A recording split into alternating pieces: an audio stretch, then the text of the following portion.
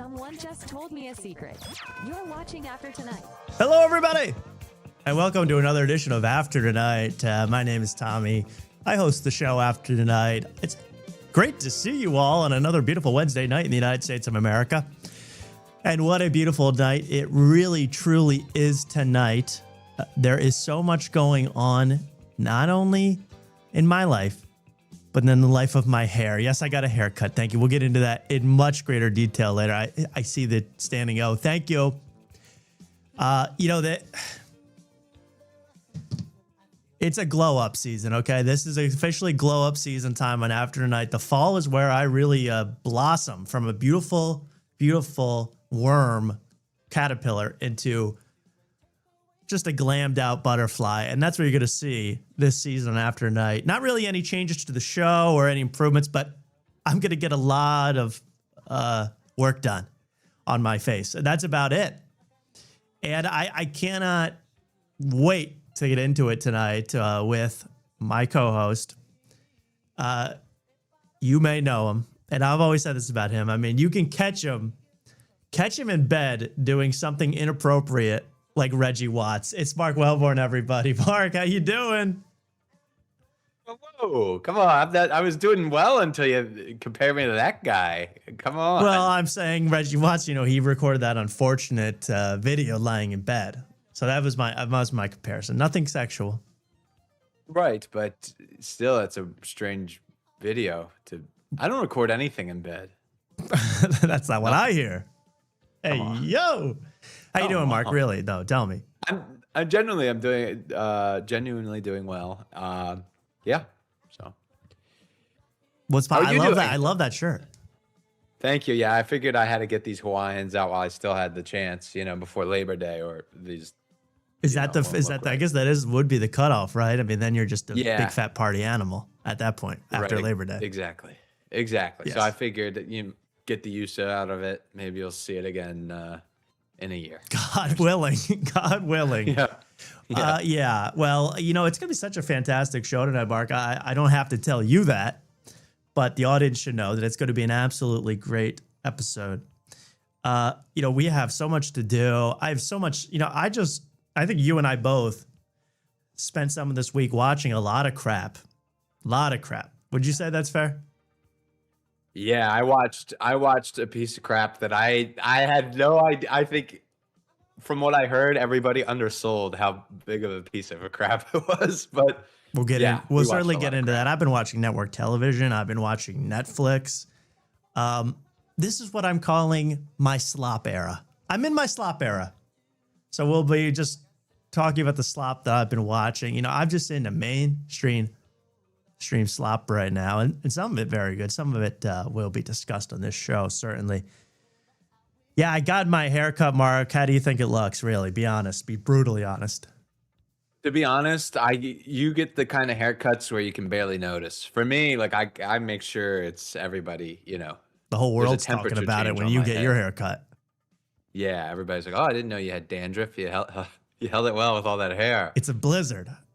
Yeah. But mine was getting quite long. I got it cut quite short. At a new place for the first time in years. I went to a new barber, which is always a scary experience. And this one, it was I'm calling it my Beezer barber moment. My Beezer was just like my barber. No, my barber was exactly like Beezer, man. I'll tell you this, Beezer, that would be Shane Gillis's friend, a product of what I can only assume is Delco, right? I mean, maybe not, but that sort of, presenting as a scumbag Philly guy, okay? Doesn't mean you are, but he's presenting as Beezer. And I, respected him. I used those pronouns, Beezer, Beez him.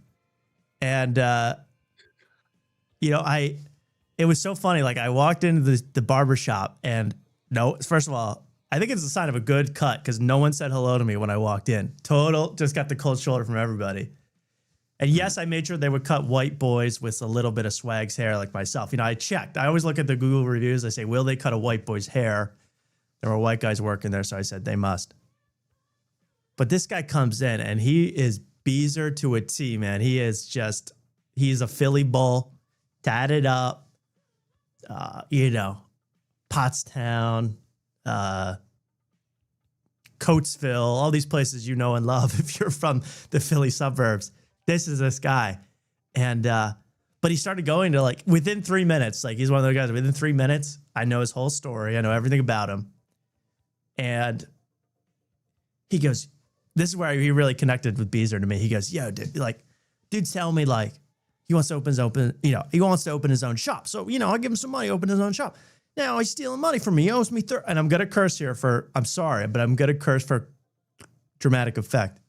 Now he owes me $30,000, dude. Like, what the hell, dude? Like, and he's saying I ripped him off. So like, I'm like, what the fuck?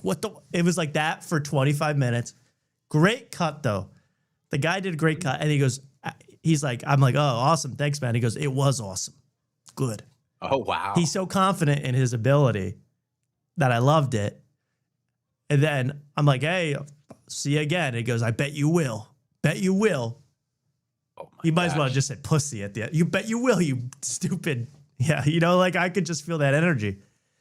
Yeah. So I don't know if I connect with the Beezer type, but I love my Beezer barber. So I'm recommending this unknown person to all you people at home.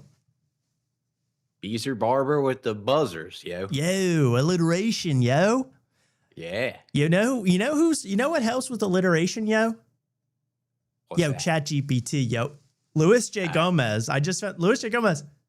He doesn't write jokes with ChatGPT, but he uses ChatGPT to come up with alliteration.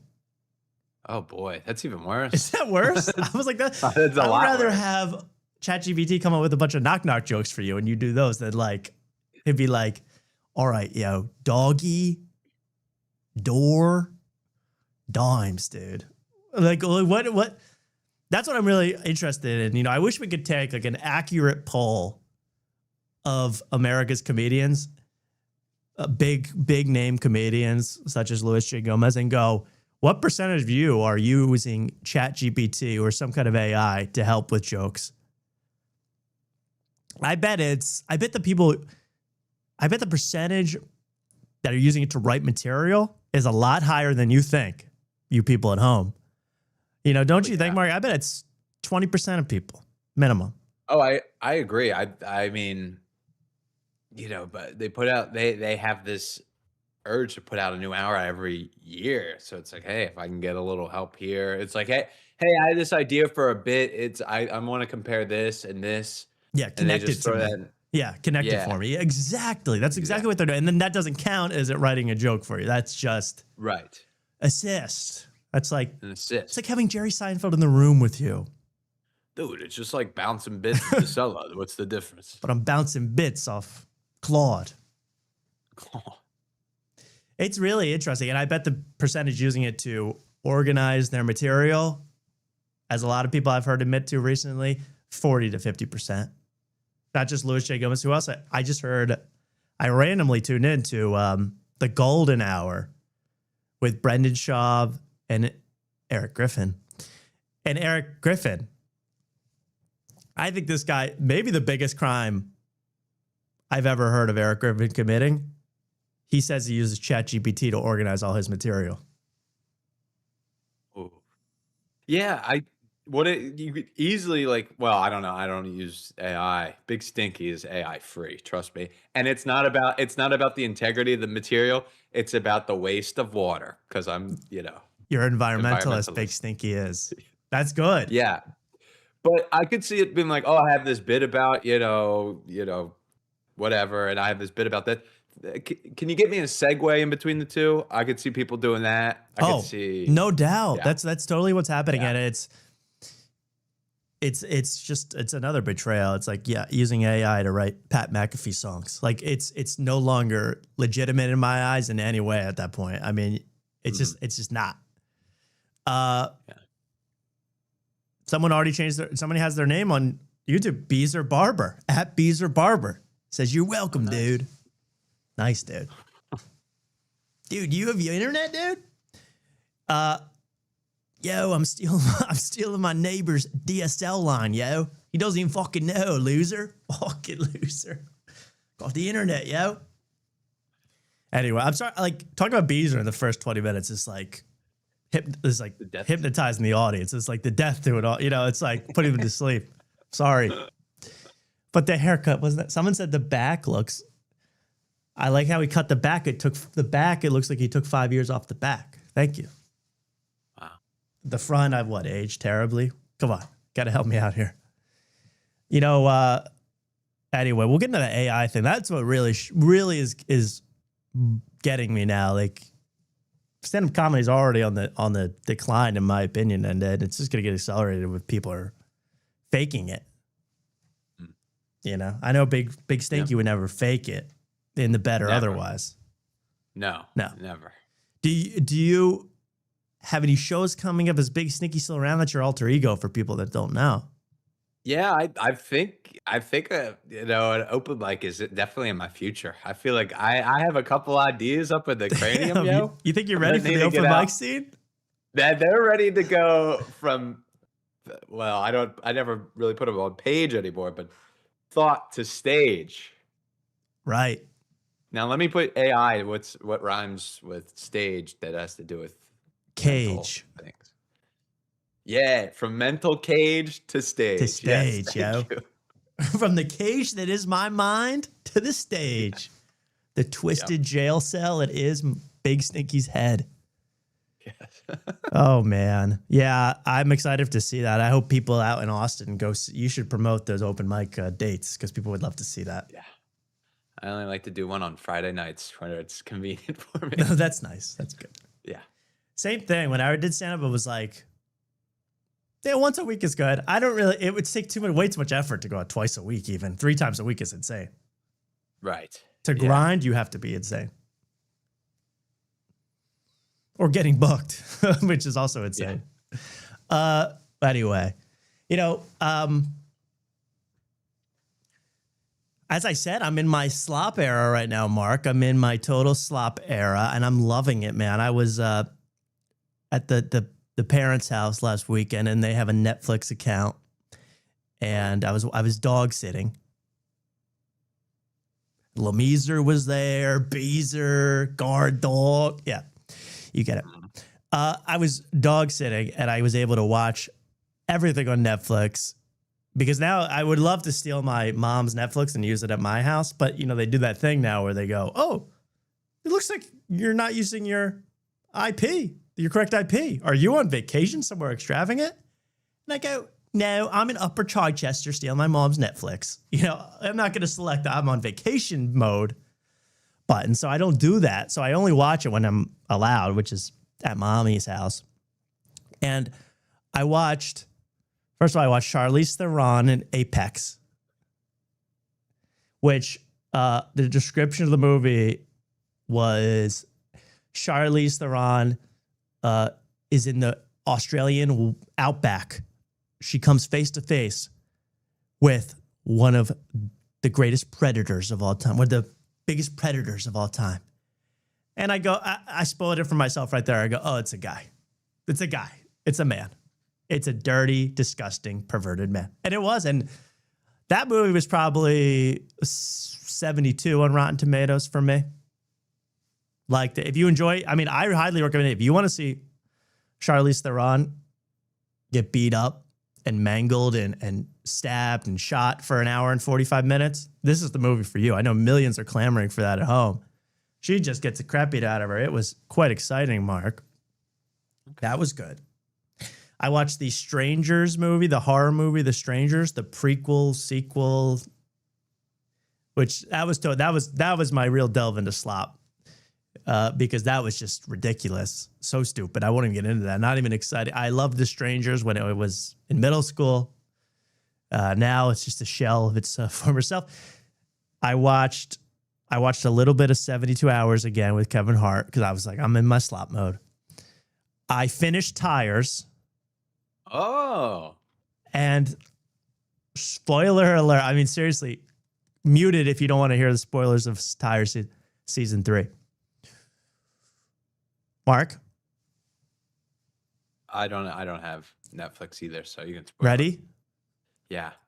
Steve Gerben is pregnant. Whoa. Oh. Gerben got pregnant. Yo, you got impregnated by the crankshaft? Yeah, you're fucking gay, dude. That was basically the end of Tyre season 3. I loved it. I'm expecting much great things. Will Dan Soder return? Will Tommy Pope return? It's all these questions I'm asking. I like Tyre season 3. I got to be honest. The best season so far of Tyres. Oh, okay. And the best show about anything that's on a car, whether it's transmission, engine. Great show on HBO Max. Engine. Better than Top Gear? Better. Well, that's actually a legit one. Maybe not better than Top Gear, but Top Gear's classic. So I take it back. Better than Rims. So how about Pimp My Ride? Now that's a classic. Now Pimp with Exhibit. I love Pimp My Ride. That Pimp My Ride's all time. Pimp My Ride was all time. If Tyres was Pimp My Ride with Gerben and Shane doing sick mods, I'd binge that in a day. That would be awesome. Yeah. That's what they should be. Yeah. Seriously. Steve Gerben, who I'm trying to get on this show currently. I'm trying to get Gerbies on this show desperately. I saw him on a couple other, not super popular shows. So I want to get Gerben on desperately. I want to pitch that idea. Yeah. White Boy Fly My Ride. Yeah, that something like that. Yeah. Gerby my automobile Burby or something. I don't know. Gerby my Derby. Gerby my Derby. We'll what? Put that in the workshop. We'll take a look at it later. ChatGPT that for me. Come up with a good name. Okay. With an alliteration. So Tyres was awesome, man. There was one other. Oh my God. It's on Netflix. It was like the #1 movie on Netflix. So I said, I gotta watch it. It's called The Last House or the end of the house, The Last House. Did anyone see this movie, The Last House? It's about this family gets trapped inside. It's like a COVID allegory, a COVID analogy movie, horror movie. They get trapped inside. That might be the dumbest movie I've ever seen. That movie really did seem like it was written by Grok. It's outrageous. First of all, they're like, oh, remember the good times on COVID when we were all watching DVDs and stuff? They make COVID seem so romantic. Meanwhile, there's literal storm squid monsters outside, lurking right outside. Yeah, they're called the Democrats, okay? Oh. Okay? So they're called Dr. Fauci. So they tried to make it cool that we're all hanging inside, we're trapped. It was horrible back then, and it was even horrible with the squid monsters. And it made no sense. They lived for years in their house, growing plants with their own fertilizer, their own homemade compost, if you know what I mean. And no one had any issues. They were all healthy as clams. And I won't even spoil the horrific ending. I mean, it might be the worst ending I've ever seen in a movie. It might be. How they escape the aliens, how they get free, you could never guess. It's so stupid. So, my slop era is continuing. I'll tell you 2 good things I watched, though, Mark. You want to hear 2 good things I watched? 2 recommendations from me? Sure. I love a rec. Got any recs? Oh, yeah. You too, baby. My rec, 2 recs. Would It Kill You to Laugh? This is a comedy special with John Early and Kate Berlant. This is on Peacock only. Again, thank God for my parents being such slop consumers in that way, because I was able to watch Peacock for the first time. I loved it. Loved everything about it. But this was actually hilarious. These 2 are really great. John Early, Kate Berlant. That's all I'll say about it. You got to watch it for yourself. The other movie I watched, The Drama. Wow, I loved this movie. The Drama. Sound like Tim Heidecker. But The Drama with Robert Pattinson and Zendaya. This movie was awesome. It was about, maybe it reminded me of my recent past, because it's all about a couple getting married. They're about to get married and things go haywire. That's all I'll say. This movie was so good. And I didn't think I liked Zendaya either, Mark. I really didn't. I really wasn't very fond of Zendaya. I haven't seen her in much. Yeah, how do you feel about Zendaya? Well, I just know she's very high. She's like, if Zendaya was white, she'd give Sydney Sweetie a run for her money in terms of hype. Yeah, Wow. she is like, she's a stunner, right? Yeah. And I almost Yeah, didn't even know that she was good looking because I've been watching Euphoria, where the goal of the show Euphoria is, let's see how we can beat the crap out of Zendaya on camera. I mean, that seems to be every single episode of Euphoria with that creep. What's that guy's name? Who created that show? Euphoria. Mike something. Not Mike White. That's White Lotus. Anyway, the creator of Euphoria, whose goal it is to, let's see, hey, every episode of Euphoria ends with Zendaya getting punched in the head, and then she gets mud rubbed in her eyes, and then someone injects her with heroin, and like, it's like, could we make her life any worse? So I didn't even know how cool she could be. This movie was awesome. And Robert Pattinson's my GOAT right now, Mark. He's the GOAT right now. Okay. The Catch a Predator movie that's going to be coming out, that's a must-see for me. That's night one. I'm going to see that. He's Chris Hansen. He's Chris Hansen. Okay. It's Chris Hansen. Yeah. And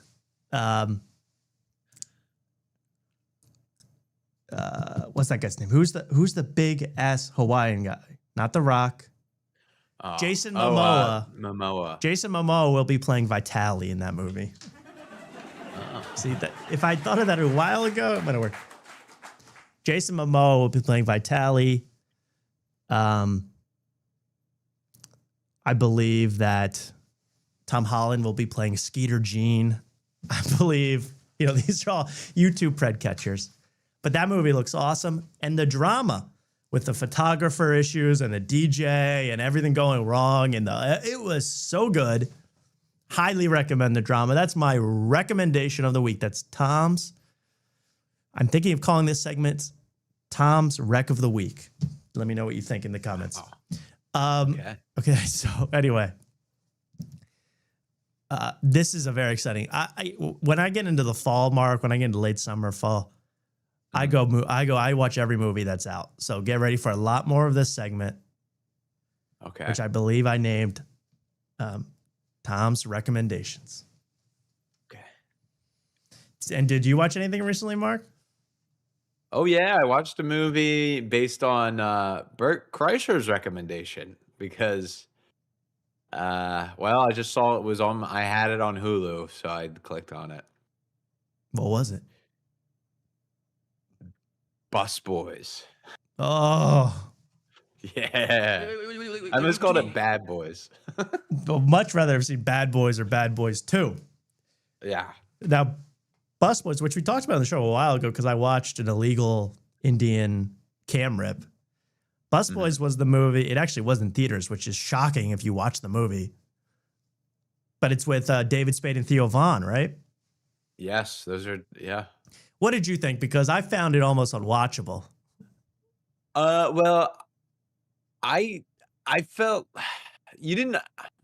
I don't remember you feeling so strongly about it. I know you didn't recommend it, like the drama or whatever. But it was interesting to me that Bert, because I heard this from, of course, your podcast Cringe, who I'll talk about later, showed how like Bert was like gave a weird like recommendation. He's like, you can't watch it sober, and I was like, well, I'm about to, and yeah, it was horrible. I'm kind of at a loss for words. It was pure torture to get through. I mean, nothing made sense.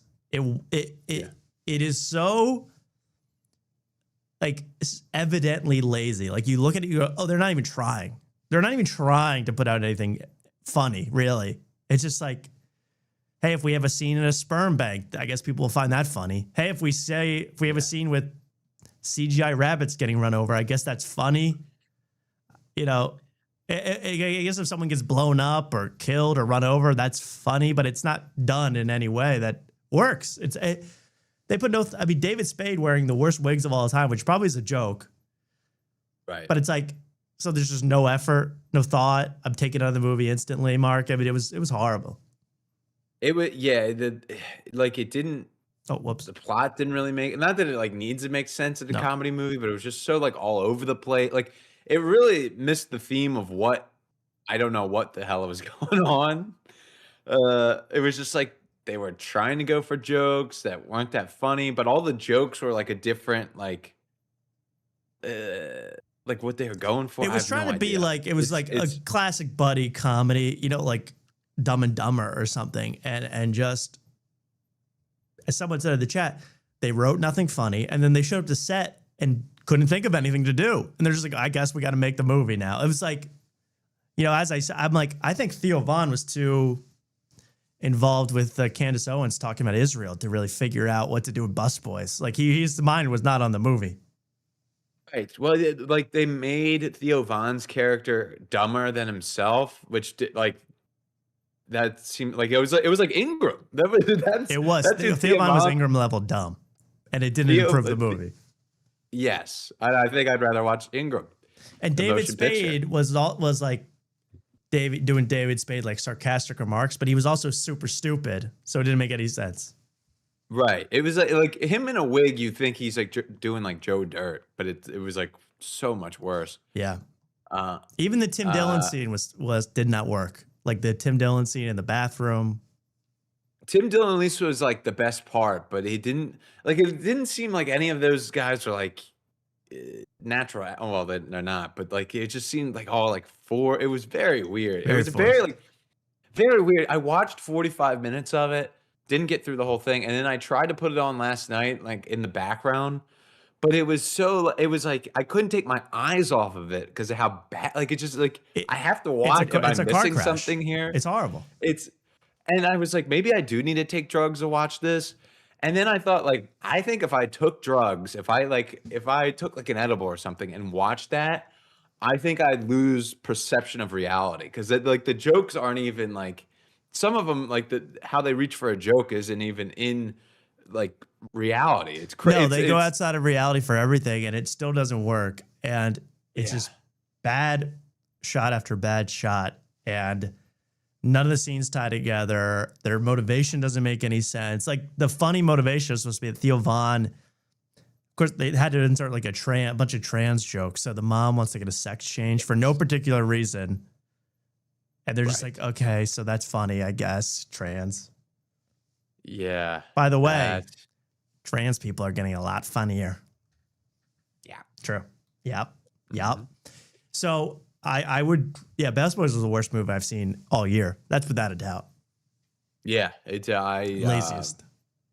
It's crazy because I can't like get it out of my mind. It's like Yeah, how like it sticks with you because it's so unbelievable. You're like, I can't believe budget was put into this and they made a movie. It's unbelievable. It's truly crazy.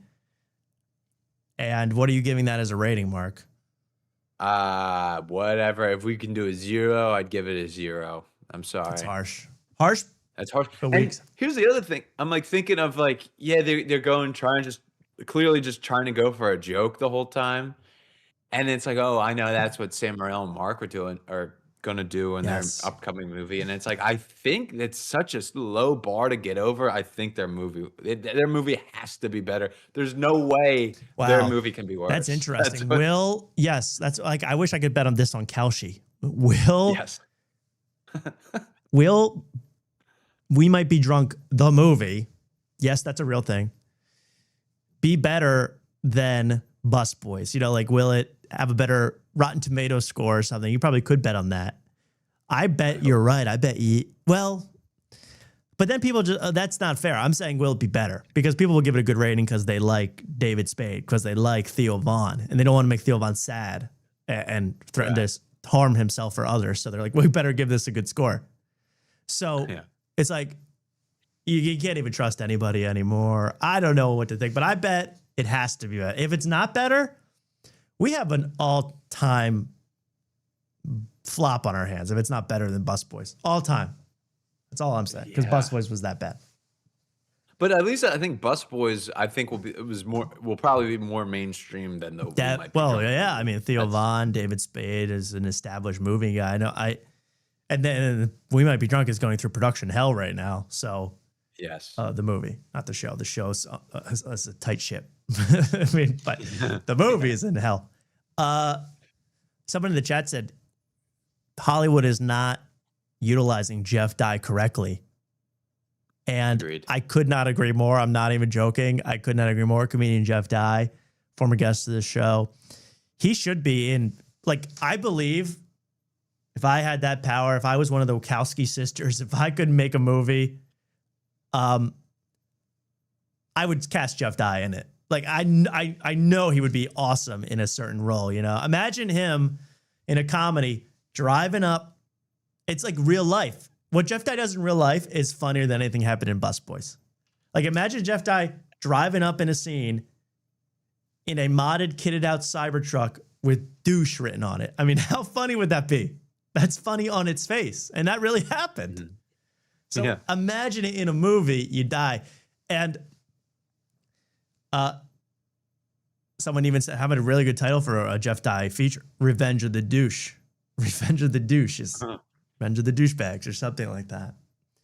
But I really think my first movie, I promise Jeff Dye will at least get a cameo, if not a full starring role. I mean, you saw him act. He was the main actor in Drunk on a Plane. Dierks Bentley. Yeah, exactly. I mean, he was good in that. And I watched him on, we're going to take a look in a minute. It will just look now, because why not? At him in a big blockbuster podcast with Matt McCusker, the host, Chris Williamson. Is that his name? Chris Williamson? Something like that. And Jocko Willink. Good. Jocko Willink. Wait, what do you mean? So, and that was, I was watching that. I go, Jeff Dye is the most entertaining person here. Yes. And he's funny and he's interesting and he's off the wall. And maybe we take a look at that, because I really am not doing this to make fun of Jeff at all. I couldn't stand this podcast, though. Couldn't stand it. Yeah. I enjoyed it. I don't even think that's my buddy Jeff. Yeah, you have a little bias here. I understand. Yeah, sorry. But you know, it's because increase healthy gut bacteria. It's because of the podcast. I'll even show you this ad that really even got me steamed up. Does anyone know this show, Modern Wise? What? Modern Wisdom. Yeah. I keep thinking it's called Mind Wisdom. That's because it says MW, Mark Wellborn. Yeah. Well, actually, you know who else messed up the thing? Podcast cringe. He called it like mildly wise or something. Mildly wise. That's kind of funny though. Yeah. I kept calling it mostly wise. I was like, oh, mostly wise. Yeah. Or something. It was something wise. It was always just, but it's Modern Wisdom, which, you know, is an oxymoron, first of all. Modern wisdom. And what is the modern wisdom? You know, it's this superficial biohacking, Andrew Huberman, how to start your day right, how to act like a Navy SEAL around your wife and kids. You know, it's like this absolutely twisted way of thinking. I'll show you a clip of an ad. Even the ad got me mad. You know, this is one of the guys who everything in your body has to be perfectly regulated. If you have a sip of coffee at the wrong time of day, you're liable to explode because you are such a finely tuned machine of a human being, you know, that you're able to do podcasting for a living. So let's take a look. Even this part of the set. And hey, Jeff, looking angry there. But I know. This is not about Jeff. This is about the ad. And then we'll get into the Jeff Dye parts.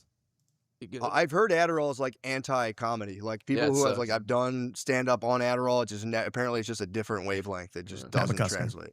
I've learned from over 1,000 podcast episodes, the easier that you make your health routine, the more consistent you'll be. It's like golf, right? You want to keep it simple and not mix a bunch of pills. You want the eye of the tiger, not the D. What does that mean? It's like golf. You don't want to overdose on Oxycontin. What? It's like golf. You don't want to mix a bunch of pills. I guess you're hanging out with Tiger Woods a lot, huh? It's the only golfer I know who could have that issue. That and like, I've learned from over 1,000 podcasts. That's another oxymoron. If you've done 1,000 podcasts, you don't know squat. or you had to finally tune your body to be able to do 1,000 podcasts. You're sitting in a chair. And AG1, don't get me started. UI of the tiger. That's why I'm such a huge fan of AG1. What is it? Oh, Eye of the Tiger. Is that a tiger? I don't even know what One scoop contains 75 vitamins, minerals, probiotics, and whole food sourced ingredients in a single daily drink. And that's why I've been taking it every single morning for nearly 5 years now. And they've taken it a step further with AG1 Next Gen, backed by 4 clinical trials. In those trials, it was shown to fill common nutrient gaps, improve key nutrient levels in just 3 months, and increase healthy gut bacteria by 10 times, even in people who already And this modern wisdom, it all reduces down to, I'm going to sell you a bunch of supplements. I mean, that's what modern wisdom is. So I'm actually interested in AG1 because everybody on the podcasting scenes talks about it. You know, I'm going to do another Magic Mind psychedelic trip on AG1. Let's get to the actual show, though, and we'll watch the intro of this. This is the cold open. I hope not. Did you guys ever consider a career in the military? I remember I was in graduate school and I would get the reserve emails. So there we go. There's the crew, of course. And this is the guy, by the way, who just had Matt McCusker on with Duncan Trussell and Hunter Biden. So this is probably recorded the same day. Oh, my God. I do need supplements to listen through that. I don't know how this guy recorded that. But just everything. Honestly, I can't even get into it because everything about this set makes me angry. The freaking Greek bust to the guy's left. And you got to actually get a contractor in to check out the cracks in that foundation because that could be dangerous. It looks like if that ceiling collapses on Jeff Dye, I'm going to be pissed. Oh, yeah. You got a lawsuit coming, You got buddy. a big old lawsuit coming.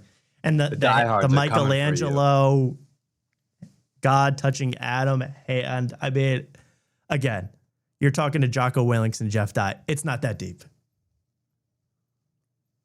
And the shaman. So the theme throughout this, there are a couple themes. What a coincidence. They have Jocko's drink on the table. Well, Jocko's there. Oh. It's very interesting. Another guy what he learned from being in the Marines and the Special Forces and shooting 900 people in the head, what he learned from all that, a healthy drink to start your day can change it all, brother. It's like, that's what it all comes down to. How can I market my beverage? And don't get, really, I'm done. I got to move on. Watch the show. Yeah. Watch the show. But the theme in this, as I was going to say, is that Jeff Dye keeps dropping gem after gem, Mark. Talking, laughing, and they stop acknowledging him at some points in this. They're like, they don't even acknowledge Jeff Dye's existence. Mm-hmm. Did you notice that? Yeah, I mean, Jeff Dye was clearly living in joke world this whole interview. Definitely. And, it's funny because he kept looking to Jocko for approval. Yes. And then Jocko would do something like, I had 20 men, roughest conditions. They all signed up. None of them quit on me. It's like, okay, you guys are two different ends of the spectrum. I'm just trying to have a light chuckle with Jeff. This is not the Nashville Funny Bone over here with Jocko Willings. This is a whole different breed. And there were a lot of funny parts. Yeah, Jeff seemed to be trying to impress Jocko. But I'm going to skip the one part, Mark, and maybe you have some stuff to talk about from this, but I want to skip the one part where Jeff gets completely ignored and he drops a gem of a point. And it's like your little brother's talking and you're pissed off at him and you stop listening completely. This is what this is like. I think Jeff Dye really thought about enlisting in the Navy SEALs to impress Jocko before this started. He was thinking about enlisting. Yeah. Back in the water with the dolphins. No fucking legs. Yeah, you can't breathe up there. He's still climbing around up there. God damn it! What are we doing? There was a documentary on Netflix about. Look at this guy. Look at him. Yeah. So they're talking about a guy that climbed Mount Everest with no legs. And Jeff makes this amazing point as they look through the pictures. And with no legs makes history by climbing Mount Everest using only his arms. Also, maybe in the headline put his name. Don't call him man without legs. Look at that. See, that's what you should be doing. Listen, Man with no. How do you get a 34th cake birthday. up there? No store for cake. Former Russian paratrooper. they just ignore him. That's the best point I've ever heard. Right, Mark? Yeah, come on. How did they get a cake up on top of the mountain? Did they really make their pack heavier by putting in a cake? Did the cake get shipped to there? They ignore, and he keeps bringing up the cake, and they still ignore him. How rude! Trooper lost both of his legs in 2015 Would after they military drone ballot that cake in? Good job. It is difficult. Is that AI cake? What's going The on? only one He keeps going the with the only one cake, with and they're like, "That's the classic, like stare at the screen to ignore the guy talking about cake.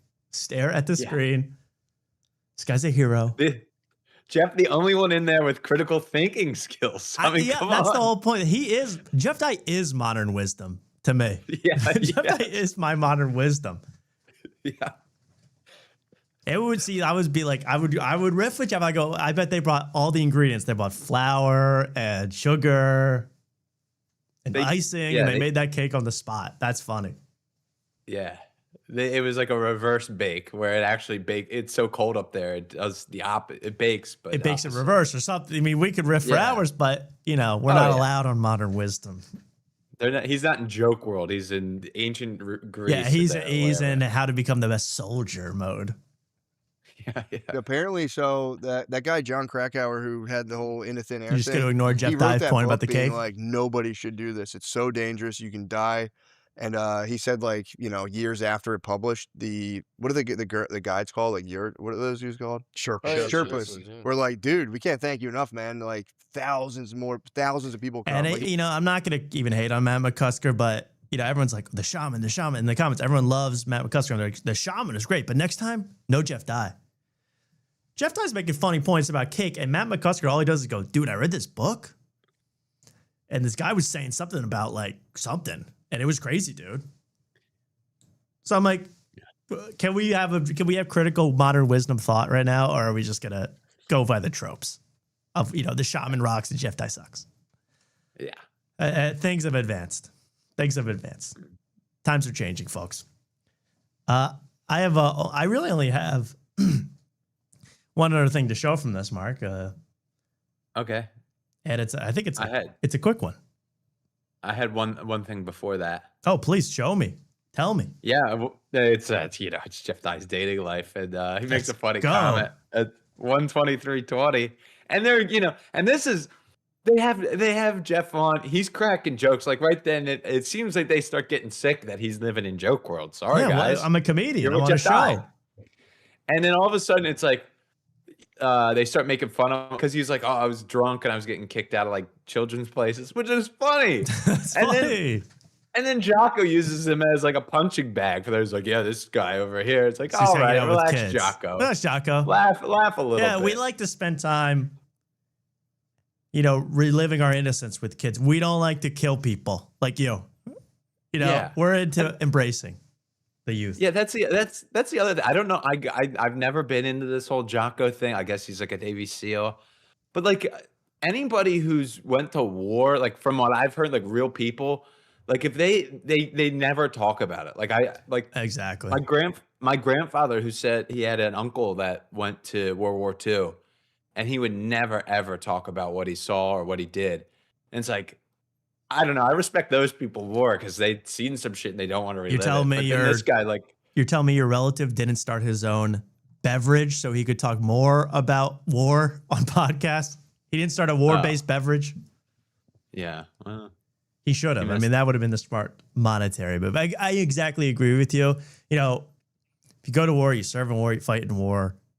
That should be a dark, dark secret what went on there, especially if you're in special ops.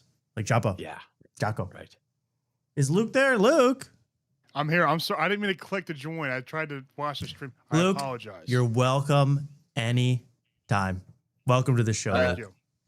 Joke. Time out. Luke, you should know that we're living in joke world right now. We're living in Just Jeff FYI. Dye's joke world right now. I saw on the screen, so I'm Okay. aware. How was you went to an open mic tonight, Luke? Not to blow your spot up. Yeah. I was at bar 13. I mean, you did a 1 year theater show anniversary. tonight. yeah. Of course. How did that go? It was good. I haven't really done a mic. I've been pretty out of the game recently, so I'm trying to get back into the game. So this is my second mic this week. So I'm a hard worker. Whoa. Second mic, yeah. Mr. Grinder, did the game accept you back? I guess it. Yeah, I'm getting up pretty early, so I'm leaving early too, which I really love to do. Oh, that's awesome. More than anything. That's I the hate best. staying late at Mike. So yeah, I think it's treating me pretty well. For an open mic, there used to be kind of an unsaid rule that when you go up, you have to stick around for a few people after to show respect. Do you do that? That is out the window. I That's stopped no doing respect. that 4 years ago. No respect to. I don't respect comedy anymore, so I Right. don't care. Right. That's fair. Do you think Why that hinders you? No networking, no hang? No. If it does, it's actually to my benefit because I don't want to. I want the less I get, the better. I think. Fair enough. Mark, are you a stickler to that? Like, I got to support comedy. I used to be. I think me and Luke used to be in the same camp. But since like the only mic I'm doing now, the only mic I do, I don't show up to the other thing about the mics is you have to like fight over a spot. Now I don't just give a shit. I just write my name at the end, and I'm there the whole time anyway. So who cares? And then I scream at people who want to leave early because I That's showed big, them the same. big stinky. That's Yeah. big stinky Yeah, energy. We I'm used the to- closer. I'm the open we mic used to- closer. Yeah. We used to be like, why is Rob leaving so early for the mic? And it's like, now it's like I leave Yeah. as like I stay for like 3 for my friends and then I leave. Yeah. Oh, absolutely. Yeah. I agree. There's no honor among Beezers when it comes to comedy. And you just, you got to do what you got to do to survive and not end it all when it comes to open mic comedy. Exactly. So much the human soul can take of open mic comedy. And mean, yeah, I Mark love is you a guys- screamer on stage. Hey, yo. Yeah, Yeah. that's great. But we all want to know, Luke, how's the new trans bit doing? Is it going well? Hey! The LGBT Mafia QA Plus is unbelievable. Hey, why so many letters? Oh, They keep adding on letters. Have you noticed this? it's a female to male. They still can't drive. What's the deal? No. Now they got a plus sign at the end. Did you ever hear about that? All right. Letters is turning into math. Huh? And I'm no good at math. Can't do Is that a math. cosine tangent? Is that a gender? I don't know. But I know a penis Oh, equals a man. Just jokes. Just jokes. No disrespect. Love the trans. Wow. Okay. Mark, Luke, huh? you guys were talking about movies earlier as I was driving home. I watched it I liked all the slop recommendations. Has anybody here watched the movie It Ends? It's a horror movie. It ends. I don't think so. Oh. Tell me about it. You would love it. It's complete slop, horrible stuff. It's about a road that never ends. It's a Oh. horror movie. And there's 2 jump scares, and yes, that's exactly It ends. Yeah, it's horrible. Now, it's not the one it's not like the one based on the Stephen King book where they have to walk down the road forever or something. No, they're in a car. They're in a car. Let's take a quick look. Yeah. Then we'll go back to die. Oh, neon. What is this place? Love that Did streamer. James distract you? Are we fucking lost? Don't put that shit on. I am not saying that you killed us. I'm saying that you James, crashed. do not blame Don't him. fucking blame him, okay? We never crashed. 95%, Worried Luke. about what or why calls this. I am being practical. Yeah, this is not real life anymore. They're doing Gen Z TikTok dances. I love this movie. Yeah, it's great. Yeah, during in the middle of the movie, there's these hordes of people that attack them. They only attack them twice though in the beginning of the movie, and the rest is just dialogue in a car on the road that never ends. So it gets a little. Oh, stale. the whole thing is just on the road. Yes. Oh, jeez. And they start making memes about their it is dog shit. This movie's dog. What was I watching? Where they had this movie. Oh my God, what was it? It took place in Chicago, and it was about a woman who was getting stalked, and she was at this restaurant. The whole movie's at this restaurant, and she's getting stalked by this crazy person who kidnaps her family, and the kidnapper is taunting her, sending her text messages, being like, I can see you, all that normal stuff. I'm watching you, I'm seeing you. And then he starts sending her memes based on her situation, like with custom text. Yes. Yeah, They did where the he's exact like, same thing with where yeah, he's like, it's horrible. like that thing with the road where the road splits off and the car's doing like a giant, veer into the exit lane. Yeah. And like the going the straight, it was like Alyssa's great date night, and then the right was like Alyssa being murdered. The car was right, and they were like, "What?" Yeah. And she got all frightened. They did. One of the black girl took a selfie of her like really close up, and like her eyes aren't focused on the Yeah. camera, and it said the top. It was like it was literally like the Bad Like Brian meme generator text font, like Yeah. a big white impact font, and it said, "I shouldn't have smoked that shit. Now I'm on the endless road." I'm like, this is dog shit. This is I love that when people don't take nothing serious for us Gen Zers. God forbid.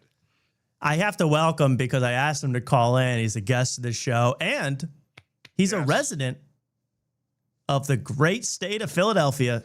It's Hypno, everybody. Hypno, how you doing, Hypno? Hold on, man. 1 second, man. Let me put this shit on. His entrance gets a laugh. I mean, this guy could kill. What's up, man? Dude, I can fucking barely hear y'all right now, man. Hold on. Fly, man. I got some technical Eagles, difficulties fly. going down.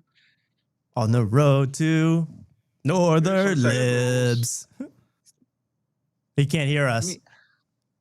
Let me see if this Hey, yo, works. turn me up in your headphones. Turn me up in the headphones.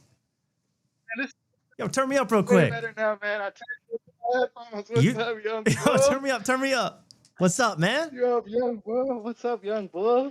What's up, man? Hey, is it true, Hypno, that you're a Philly resident?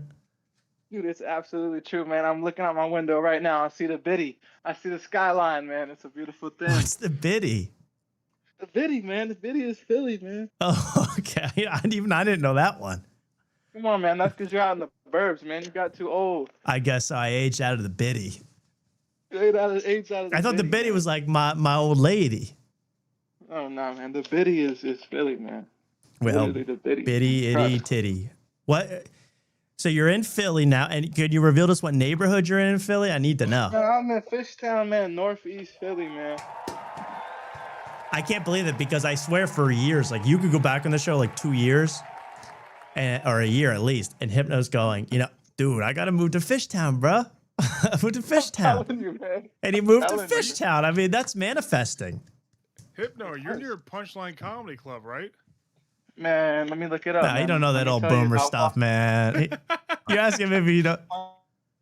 Punchline Comedy. Ask him if he goes to the Ravens Lounge next. It's a no. Dude, come on, man. Punchline Comedy Club, man. I'm 0.6 miles away, man. Oh, we can meet up. Yeah, there. it's a quick scepter ride, dude. That's a quick scepter ride, man. Right How off are the you Girard, enjoying man. Come this on. great city of ours, Philadelphia? Man, this shit is funky, man, but I like it. How's it funky? funky, bro. Are you in a safe neighborhood? Do you It's feel dirt, safe? man. Are you secure at night? I feel safe. I feel safe and secure, but this shit is dirty, man. And anyone who disagrees, like, you're immune to it or something. You know how you like go in like a stinky area and your nose gets used to it? That's Yeah. like what this shit is. Your Fishtown's a stinky area. No, Fishtown doesn't stink. It's like Philly, man. Like I don't know. I've been on the subway, man. That shit is disgusting. It's got an odor to it for sure. Are rough. do you keep? I mean, for safety reasons, do you keep the blicky on you? Oh, dude, of course. The man. Come llama. on. It's always on. The llama's always on. Okay, good. I just wanted to make sure. But any incidences with the the residents of Philly? Have they accepted you yet? I mean, you've only been here for a short time. Dude, I'm accepted, man. I wear my Philly shirt every day, man. You got Like, some swag. You got some Philly swag. Absolutely, man. Okay, good. And you have not been assaulted, accosted, mugged, stabbed, shot up with drugs. Wait, say that again, man. Have you been in any way assaulted since you've been in our fair city? Oh, absolutely not. That would never happen. It's just dirty here. I don't really Just think I don't dirty. get the dangerous vibe. It's just dirty. How are but you're acclimating to it, or what are you averaging? Like how many hoagies per week? How many cheesesteaks? How many pretzels? Dude, the cheesesteaks per week number is off the chart. I gotta tell you, man. The corner store cheesesteaks are up there. They're up there. All the people will tell you, you gotta go to Angelo's, you gotta go to the Del Rossi's, you gotta go to D'Alessandro's. That's the classic one. Mhm. Like, those are tourist traps. They're good. They're good. But you got to go get the $7 cheesesteak at the corner store. No, you don't. You Those know, are not tourist the traps. mini mart. Those are great cheesesteaks, man. You're missing out. No, they're good, man. They're decent. But I'm saying, like, if you think about Del Rossi's, it's gonna run you $21 for a cheesesteak. I mean, that's ridiculous. Well, yeah, that's true. And there's a You know, line, and there's all this. It's gonna be on Instagram. It's. I agree with you there, but so you got to watch out, man. You can get a bug from those corner stores. I just think like the savings are worth it. You might get the bug. Are you? But, I mean, how many? Let's say, how many freaking Philly Union games have you been to? How many Eagles games, dude? You going to preseason? What's going on with your fandom? Are you officially like a Phillies fan now? Dude, I'm a Phillies fan. I'm at the bank. I'm gonna be at the link soon enough. Let the season start. Let's go. I'm here, man. But I gotta say, man, I'm a big fan of the city. Good. The city's a big fan of me. Great review. It's a fantastic place. It's a good place, and you're getting acclimated. And I guess I want to know: have you brought your girl to Philly yet? Dude, of course, man. You brought the shorty. Of course. And did she? What does she think of Philly? Where is she? Where is she from? Where does she live? I can't get into where she. I don't want to get into all the details. But, Yo, don't tell me she's upper class Center City, yo. Like she's working at Comcast, yo. That's bullshit. No, man. She's not Delco. She's not, any of this bullshit y'all got going on. So, no, man. But she's different. But she likes the biddy. She likes the biddy. She likes the biddy, and she likes. I think you just made that up to mess with me. I don't believe in the biddy. Dude, I swear. I don't believe it. I don't believe it. Does anybody else in your circle use that? Or just yeah. you? Do you? I mean, are your friends calling it the biddy? Here yet, man. I don't know anyone here yet, man. But you're not. Are you lonely in the big city? Dude, I'm not lonely at all, man. I'm alone but never lonely. I think Damn. Speaker Knocker said that one time. That's hard, dude. I agree with you. I'm the same way. I'm my own best company. You know what I mean? Like I don't need anybody. I just need me and my Brian Dawkins jersey, yo. That's exactly. That's it. Now, give people a recommendation where to go in Philly if they're just visiting from out of town. If they got hopelessly lost and they ended up in Northern Liberties, Fishtown, where should they go? What should they do for fun? Man, I think, if you're lost in Fishtown, you got to go to Penn Treaty Park. You can go look at the Delaware River. It's nasty. The water's brown. But, okay, good endorsement. You can look out but in Fishtown, I've noticed, man, and this is something I really think is a great thing. And I admire the city for this, the neighborhood for this, is everything has fish on it. Like, all the stop signs, they got like fish on the stop signs. They got like I see. Turtles on the ground and shit. Like they really do it up. Like, they really do this. Fish. Yeah, they really do this. Like they really believe in the Fishtown like narrative, and I think it's really funny. Now let me ask you this: have you tried Trank yet? Listen, man, K&A is just down the block. I haven't gone there yet, though. You haven't tried it yet? Okay. Let us know what it's like. I've always wanted to know. Trank. Dude, I'm close. But couple more weeks. It's calling like a siren, man. The K&A. Kensington. Yeah. Check it out. That's exciting. I mean, Luke, any recommendations? I know he's a resident here, but anything you want to say to the man? Luke informed me that he's in the bathroom. He texted me privately. Does he do that every time he uses the bathroom or just now? Just now. I just got a text okay. from him. I didn't know that was a normal thing with you guys. Yeah. You guys were closer than I thought. No. Okay. So Mark, it's your turn then. What was the question? Forget it. Okay. Hypno, first of all, we got to get you in studio here soon. It's soon. Are you're up for that? You're up for coming in? Dude, of course, man. I'll wear what's the dress code though? Let me know. Again, it's whatever your finest Eagles Kelly green. Dude, I don't own any Eagles merch yet. I only have Phillies merch. All right, well, Phillies merch. Something that screams Hypno. I'll just say that. And I just drip. Doesn't that work? If you just say the dress code's drip. You can't say that, man. That's just too on the nose. That's I can't say that. I can't say drip. You can't say No, that. you We can't. can It's say just, that, but you can't. We can say that. Yeah, we can say me and Late Stream Tom can say exactly. Hypno, I mean, seriously, anything else you want to say about the great city of Philadelphia that you've encountered? that. You know, here's what I've got to say, man. The SEPTA, the everything, the subway, the buses, everyone says it's dangerous. Yes. It's not dangerous. It's just filthy. And I Right. think that's a big misconception Big about difference. the city of brotherly love. It's filthy. It is totally filthy. Yes. Like every time you get on the subway, I get on the front Girard stop, I take it down to 15th Street City Hall, I transfer Preach. onto the BSL. Preach, brother. You know, it's safe, man. No one's ever bothering me, but that shit is filthy, man. Some Yeah. guy's always on there. Like I saw the other day, there was a guy, he was passed out in the seat. He wasn't gonna do anything to me. And like all these people are like, oh, you're gonna get shanked on the L.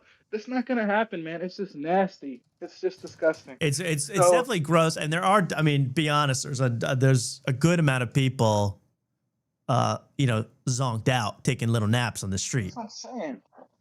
There's, it's more than zero. I'll say that. It's more than zero. I have on the screen now the live Kensington cam. Have you ever watched this? No, dude, I just walk outside, man.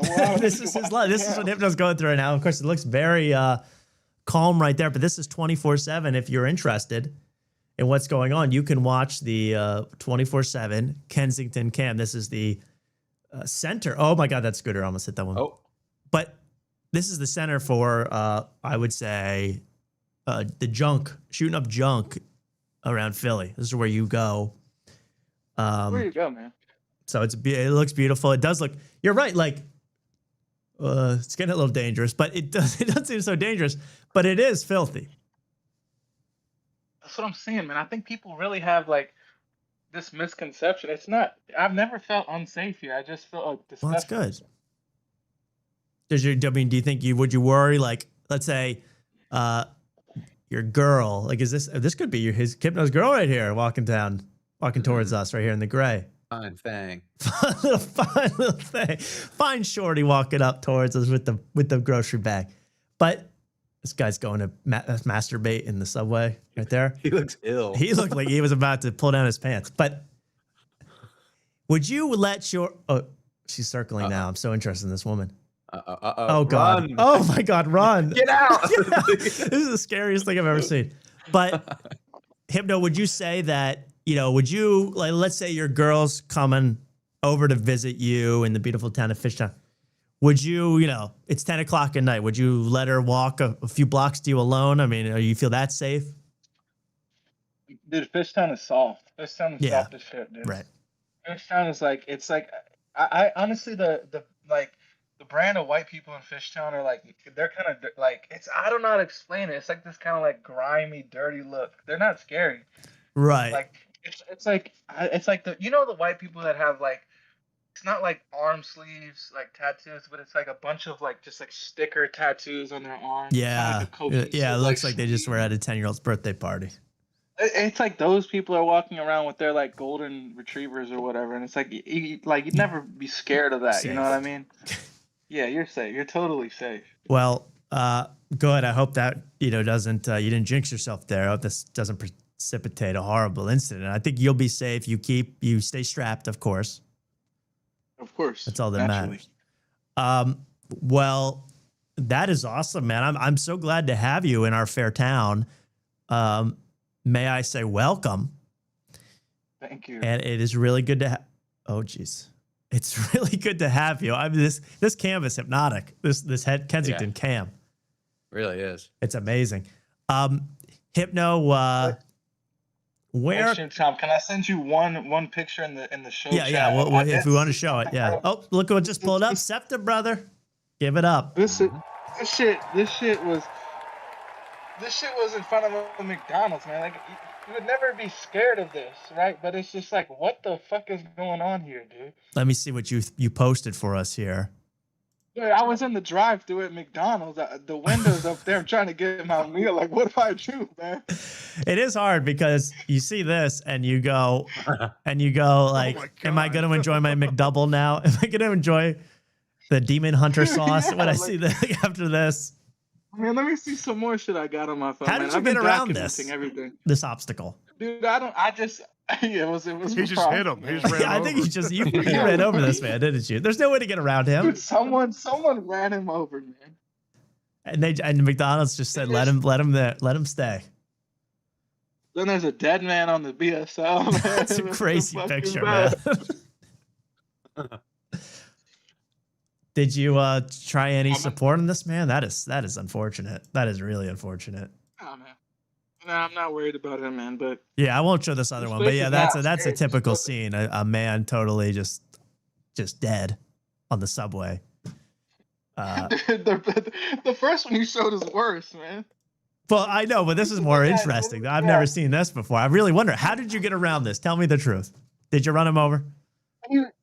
Nah, you just kind of angle your car so that you can like you have it turned like the wheel turn to the right. You got a so good can enough kinda- turner radius to pick up your food at the window I and got a then good get enough around? turn radius. Yeah, exactly. Like it wasn't such a big deal. Did you enjoy your chicken nuggets after seeing this dead person? I didn't even think twice about it, honestly.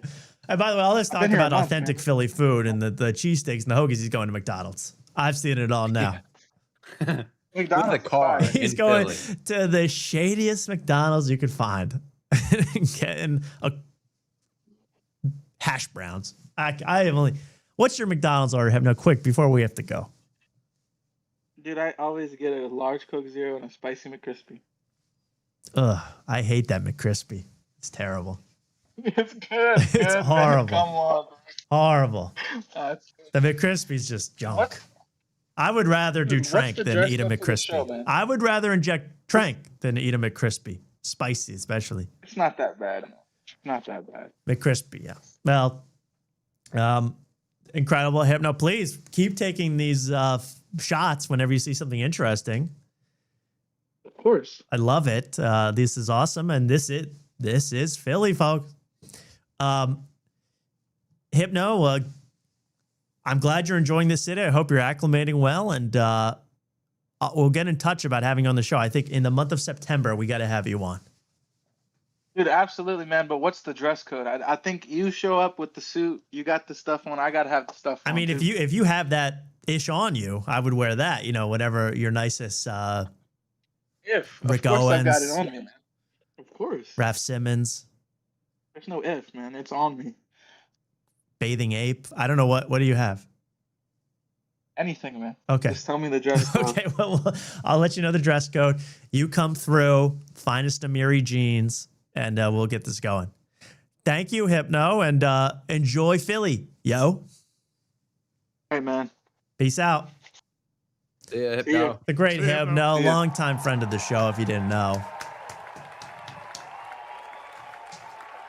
Would Hypno want to stay on and talk about Jeff Dye? I somehow doubt it, but next time I'll invite I don't know if I can't use the word drip around Hypno. I don't He know took how offense I at that. I mean, I know. it didn't What sound the right heck? in my ears either, but that's just, I think you got the drip on now, personally. Yeah, well, I don't think that's an exclusive. You have to have swag to say drip, I But do don't you know. have to have drip to say swag? Swag. Yeah. Good I question. don't know. Luke, I heard you went to the bathroom. How'd that go? Well, good. Okay. Thank you for asking. Beautiful. Let's get on to what we were doing many hours ago. Jeff Dye, modern wisdom. Never thought those words would be in combination, but they are. And we're going to watch, go back. This is a clip. I forget what this even was, Mark, but Jeff Dye doing something. Jeff, well, speaking of drip, he talks about what he wore on his date. So, Oh, the date? Yeah, date talk. yeah, I love it. yes. I actually And hope this you is have where he becomes the clown, the Jonko, and they get kind of because he's living in joke world. Like Did we he all just know. eat like a raspberry popsicle? Oh, let me see. I don't know. You see what I'm seeing? female viewers. Not anymore. Yeah, they're gonna go, this guy sucks. No dates. Yeah. Well, I mean, I guess they are dates. They're just not very formal. It's not like we're going to like a thing. Just eating pussy, right? No, I mean, I guess. Oh, I'll tell you one. Here's one. We went to a movie and dinner. That's a date, That's a right? date, yeah. Yeah. How was it? God, it was not good. You ever had a woman come out to, you can't go back to your house and change. You can't, like, she came out of her house and I go, Jesus, I'm going to be walking around with this. What was the outfit? It was ridiculous. It was like we were going to a swingers party or something. I'm going, now I have to, because I dress pretty, cowboy guy, Hell yeah. Scantily clad, you're saying. Very, very revealing clothes. Silky, like little, one-piece dress. This was a problem for you? No, it's not a problem necessarily if going. I already loved her or something, but it's a first date. We're judging each other, It's kind of a first date, so I'm going, I don't need this, But anyway, she gets in my truck and we go. And he took her to like the new Mario movie in that revealing outfit. Yeah, I think this is so I think he's reused it. I think this is the movie one where he walked out early. That we covered. Yeah, I heard a little bit about that. Yeah. By the way, I'm telling you, Hollywood podcasting, they're not using Jeff Gregory. Do you see how funny he is on his? I mean, that's why we have him on the show. He's hilarious. Yes. The part that made me think of it is we were watching a movie called Backrooms. Now, I won't spoil it for anybody who hasn't seen Backrooms. It's still in theaters, whatever. But the idea is that, like, you're trying to put together what's happening as the movie's going. So I'm in. I'm all in. I'm like, this movie rules. And she keeps talking. She's like, hey, this guy is, I think he's in this other movie. And I'm like, yeah, he's in a lot of movies. Jocko's having flashbacks to like shooting people, killing. Yeah. He's like, this movie, and they're trying to explain the movie. Oh, awesome. So good. Okay, Backrooms. Sorry, Jock, telling this story to Jocko Willings is hilarious. And she just keeps talking, and I don't want her talking during the movie. It's like I was with my niece or something, and I was just kind of like trying to give her the signals, that I don't like it. After like an hour into the movie, I'm liking the movie rules, I'm excited, I'm trying to figure out where it's going. Also, all my friends saw it like the night before, so I'm excited to be able to talk about the thing. And then she goes, this movie sucks, let's leave. And I was like, God damn it. And so we left. Never got to see the other half of Backrooms. And people are like, how was it? And I go, I don't know. I saw the beginning and I don't know. But I left because I'm a good guy. Did you pump? He left Backrooms early because a woman told him to? Oh. Cowboy. Well, he's embarrassed. He's out with a girl dressed like a sweater. Right, who's talking his ear off, telling him sure she wants to leave. I would do the same, Jeff. Yeah. Wow. I can't believe the cowboy didn't tell her to, hit the trail. Right. Seriously. Dude. The Trail of Tears. Yeah, really. Yeah, that's tough. Luke, would you, come on. Would you let this happen on a date? I think I'm so I wouldn't let it happen. We're almost there. It's at the end. I would have to. Yeah, we got 30 minutes left. I just love this podcast trio. Jocko, Matt, and Chet. That's a great trio of guys. Luke, is there any way you could turn up your mic a little bit? I turned you up a lot, but it's hard to hear you. Let me see what I can do.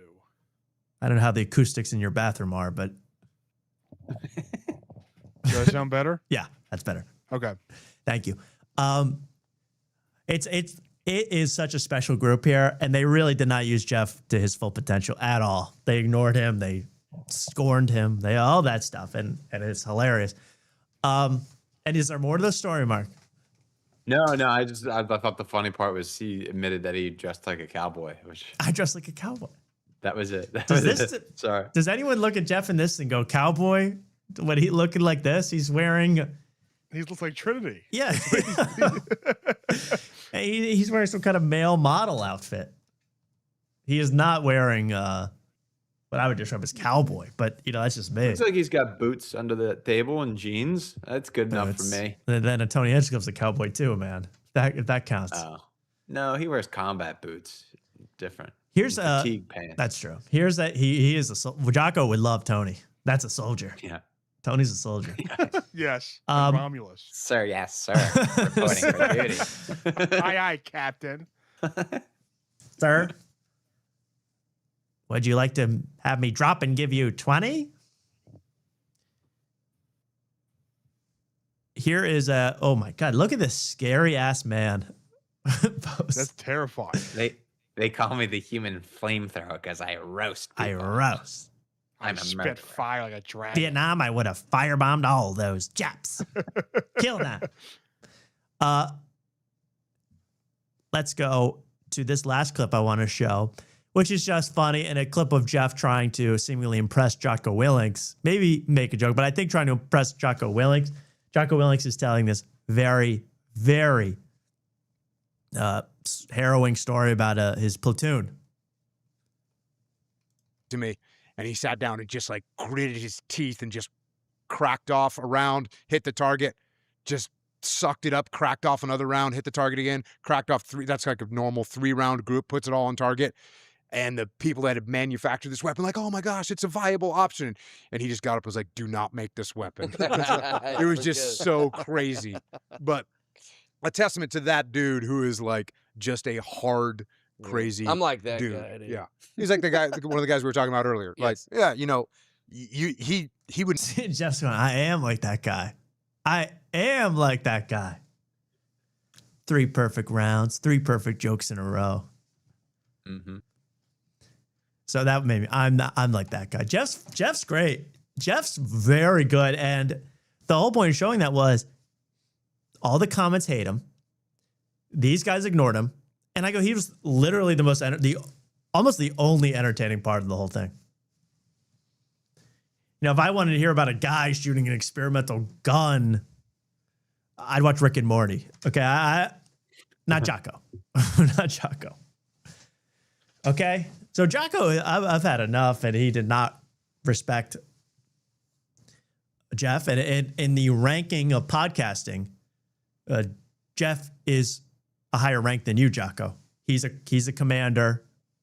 You're like a sergeant. So salute to him, respect to Jeff, and great show. Modern Wisdom, maybe my least favorite, but not that interesting show online right now. Modern Wisdom. The guy, it's sick. We'll look up Chris Williamson, the guy that hosts the show, his morning routine that he goes through. It's like you got to wake up at 5 a.m. but you got to journal for exactly 10 minutes, and then you can't have coffee until 3 hours in, because if you have coffee less than 3 hours after waking up, it's going to ruin your metabolism for the whole day. You'd be a husk of yourself. I'm like, how have people done it for hundreds of years then? It is this like sick biohacking trend where, you know, the point is to make yourself miserable in order to what? Podcast better? It's like, Does he, right, does Luke? he still do does he still do the pictures of the watch at 4 a.m.? I've never seen that. Chris Williamson? I know Jocko does that. Oh yeah, he posts the time he woke. He on his watch. Yeah, the time he woke up. Yeah. Which, by the way, I could do that tonight. I could wake up at 3 a.m. and take a picture and go back to bed. Go back to bed by. Yeah. So yeah, the whole thing is crazy. And Chris Williams is more offensive to me than Jocko, but he is a guy for another time. That's a story for another story. Shout out. Speaking of comedy, content, commentary, gossip columnists, let's get into some of our favorites tonight. We love the comedy commentary community, of course. Some of them we count as close friends, some of them close enemies. Let's take a look at one of the best out there, Mark. You know who he is. He is an absolute piper. Excuse me, please. Huh? The button's not working. Oh no. Podcast, talk to me. That sounds sus as f. Thank you. Podcast cringe. Because Mark, you were watching some podcast cringe. You told me there's some good stuff. Yeah, there's some. Let's take a quick look. Yeah. Quick look. I don't know. Where do you want to go first? Well, I want to talk about, was there something funny in the Burt one? The Burt one. The Burt one, I mean, he's, you know, he loves to dunk on Burt. I love the Burt one. Like there's not 25,000 podcast cringe videos of a Burt I could be talking about. Yeah, they're actually stacked right on top. Yeah, look at of each that. other. It's perfect. I love it. Within 2 weeks, he made 2 videos on Bert and 2 videos on Tom, which is I mean, that machine's still rolling, baby. That's incredible. And mixed it in with Shane Gillis and Joe Rogan. You got a hit show. And then we got, wow, look at that. Whitney, Tom, Bert, Joe, Brendan, Shane, Bert, Joe. I mean, incredible. Okay, this newest Bert one I thought was really, I'll say I thought podcast was off the mark with the whole thing, Mark, but where do you want to show us? What do you want to show? I have nothing specific from this one. Oh, yeah, the only thing I had to say about this one was he was like, Bert brought in a prop gag. I won't even explain what it was. I guess I have to. It was a Guinness World Record parody, Guinness World Record plaque to kind of poke fun at Shane Gillis and reference that. And it had some like funny, like, he's probably the man that's told the machine story the most times of anybody on earth. And Podcast Cringe goes, it's like Bert doesn't even get that his producers are making fun of him when they make up that plaque. They really hate him as much as I do. And our name's Dr. Cringe. It's like he doesn't. And by the way, this is the sick part. For 1 second, let me talk about this for 1 second. Bert Kreischer has become self-aware and is now purposely feeding into these channels to get coverage. You know, he's realized how big Podcast Cringe is. He's realized how big. I mean, the Bert video from 2 days ago is 400,000 views. He can't get that if he tried on his own. The other one is 500,000 views. So Bert Kreischer has become self-aware, and he's decided that I'm going to feed in to the drama. I'm going to talk crap about other comedians, which makes it, which almost ruins the fun for me entirely if he's doing it on purpose to bait people. And, like the two bears, the thumbnail is like talking about the Stavi allegations. It was, what was it? It was something. Yeah. Now I No, can't you're find right. it. It was. We respond to Stavi, basically. Like Stav Rose-Hauke has talked bad about us, but we're responding. And he brings it up right away. He brings up Shane Gillis right away. He knows what he's doing. And these guys, they're working tandem, the comedy commentators and Bert at this point. Like our friend American Redact, another YouTuber, the two bears put out a 90-minute episode. 1 hour later, after that was uploaded, American React had a full 16-minute voiceover breakdown of why is embarrassing himself. Like, I think Bert's sending him videos ahead of time to be like, hey, cover this quick so I can get some views. It is a symbiotic relationship with these people at this point. And, once the subjects become self-aware, like the Truman Show, it's not so fun anymore, I think. Yeah. Well, the thing that's got me, well, of course they respond to what's his face? Stavi. Yes. Because they he's brought up in all these comedy commentary channels because he's fighting back and he's actually got the balls to say something.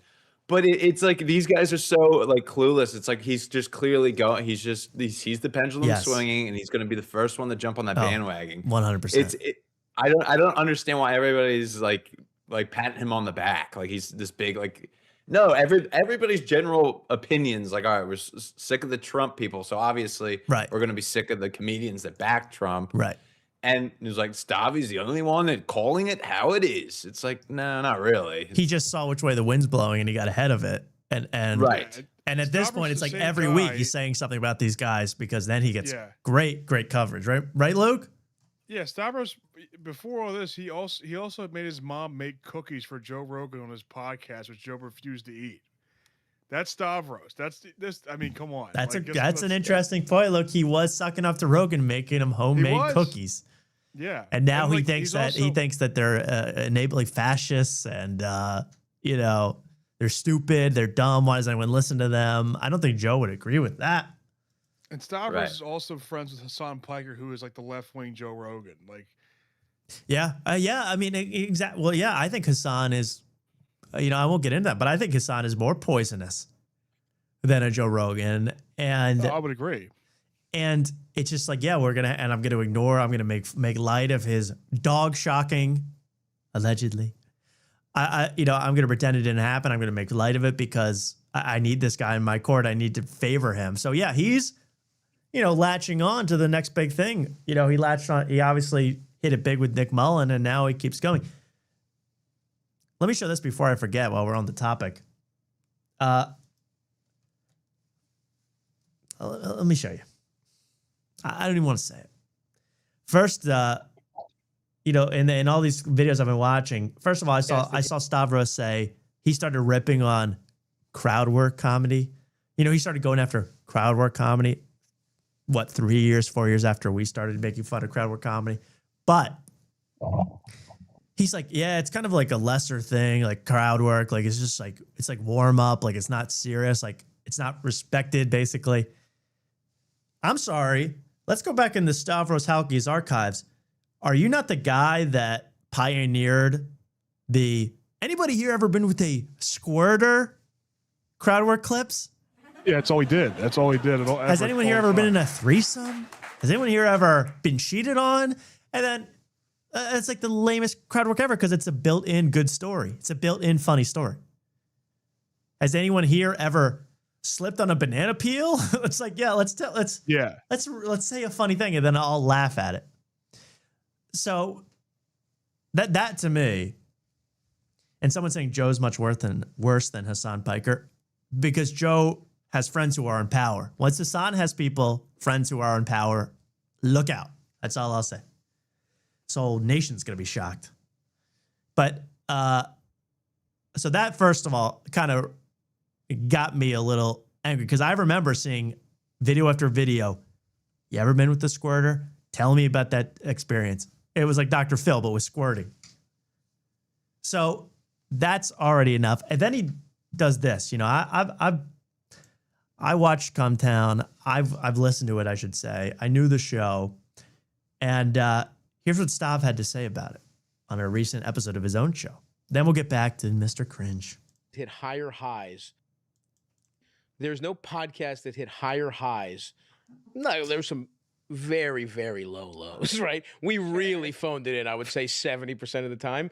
But when me and Nick were clicking. When you guys were cooking. I mean, I really don't think anybody riffs better than me and Nick when we are truly locked in. And I mean, there were times where we hated each other and it was still funny. And there was just something beautiful about that kind of creative partnership. First of all, am I misremembering, or was there another guy on that show too? Wasn't there another guy who he didn't even mention that now is interviewing Zohran Mandami every week? Adam Friedland, folks, got no mention in that greatest riffing of all time segment. And then he puts himself next to Nick Mullen. Yeah, that was ridiculous. Nick was the funniest person on that show by a mile, and he was like the only one coming up with funny bits.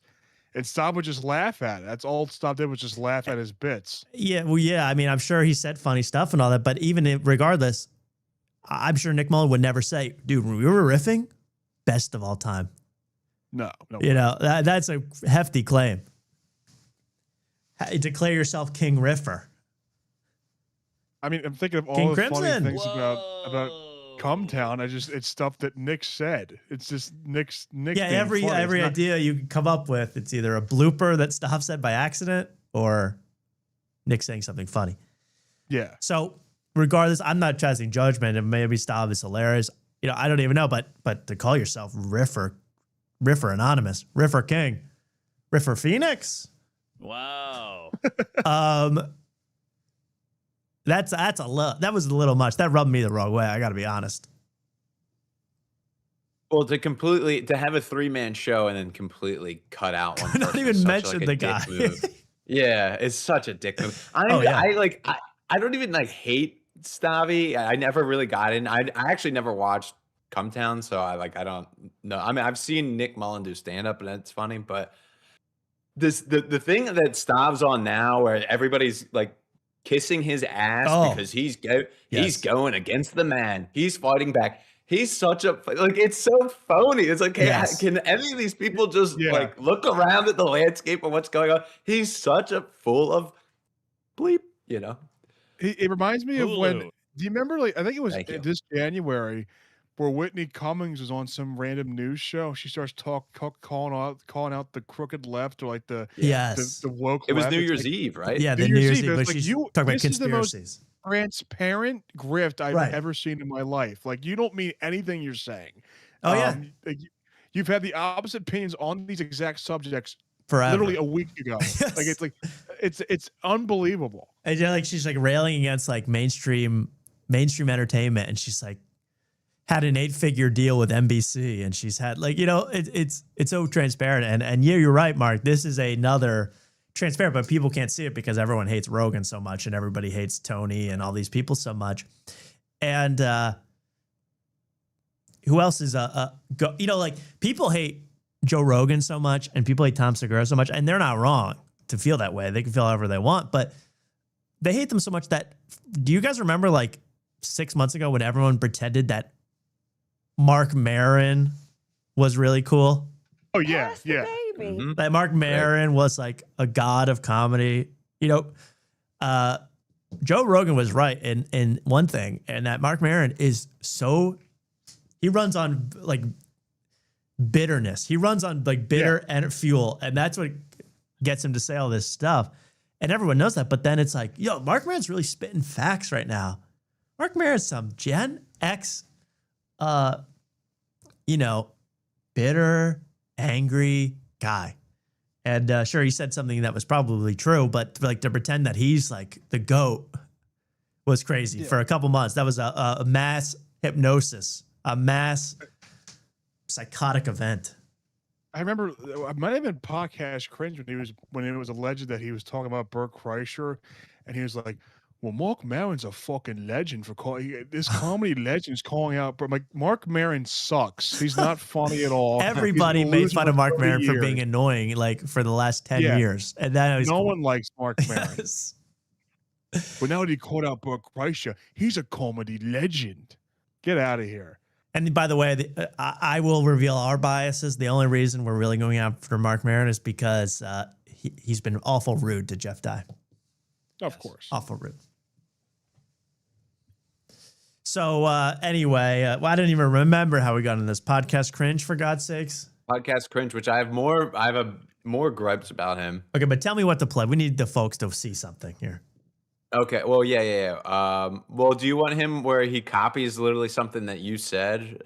Oh yeah, Today? I love something that Podcast Cringe said that I said earlier. Podcast Cringe said something that you've said as a joke. Please, that'd be as awesome. The opening, please. Yeah, it's today's Joe Rogan loses his mind over Hunter Biden. Joe Rogan. When you talk to Hunter, okay, I mean, again, you'll live the full after tonight Tommy After's experience here, because when I watch Podcast Cringe, I don't even watch the context clip. I skip right to that voiceover. Mm-hmm. See, I don't see anything, and I watch this. Okay, so you're saying he said something that I already said. He's copying me, in other words. Let's hear it. Yeah, 123. Sorry, wrong thing. Sorry. 150. 1 minute 50. 1 minute 50. Okay, but let me hear his intro a little bit, please. Yeah, let sure. me indulge. How important communism is. What? Ah, fuck. So Joe Rogan has gone full Valley Girl over the Hunter Biden podcast situation, and we've seen this from Joe before. He gets really bitchy and possessive over guests because he thinks that being one of the biggest podcasts in the world gives him some kind of first right of refusal on high-profile bookings, but it's pretty rare to see Rogan that... You think he's ever going to forget, like, to change pictures, and he'll just zoom right into like Rogan's nose? Like he'll just like zoom in forever, and it'll become like another universe, like when they zoom into a human cell and it becomes like a whole another world, and you're like, this is like the universe all over. That's what I'm imagining. Podcast Cringe. All right, 150. Okay. And yeah, by the way, I will say Rogan's all upset about not like this guy, Chris Williamson. He's mad because Chris Williamson stole his idea of having Hunter Biden on and having like a panel of comedians with him. It's like, you know, maybe I'm in the wrong. I've seen too much Hunter Biden on the internet recently. It's like, there's nothing to talk to Hunter Biden about besides like, what's crack like? And did your dad, what about your dad? That like literally like go to this Chris Williamson interview we did with Hunter Biden, Control F for the term crack. He must have brought up his own crack use like 80 times. Like it's his calling card. Like, hey guys, that's like his brand. I did crack.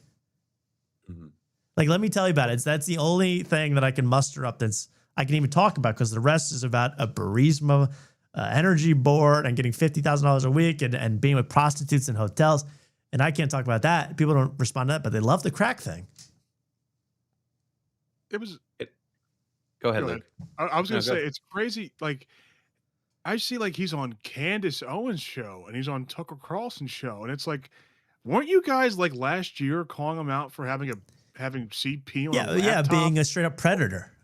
Being a predator, stealing the American tax dollars. Like, exactly. You guys were calling him out, and now you have him on. Why? Because Trump's in a bad war. Like, so you're just gonna get rid of all these like issues that are true, that are so important to you, allegedly. You know, protecting children, and you're right, stealing money from America, and his full pardon, which they never bring up. You know, they never bring up any of that. But anyway, I'm not getting into politics here. I want to know what Podcast Cringe said. But Mark, you had something to say. I'm so sorry. No, I was going to say, like, I can see that Hunter Biden is going right down the same thing RFK Jr. is going to do or did.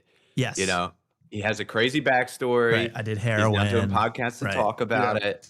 He's going to I don't know if he's going to run for president this term, but he's definitely going to be like put on the cabinet or something. Like he's going to definitely be in politics this next 1,000%. He's going to be heavily involved.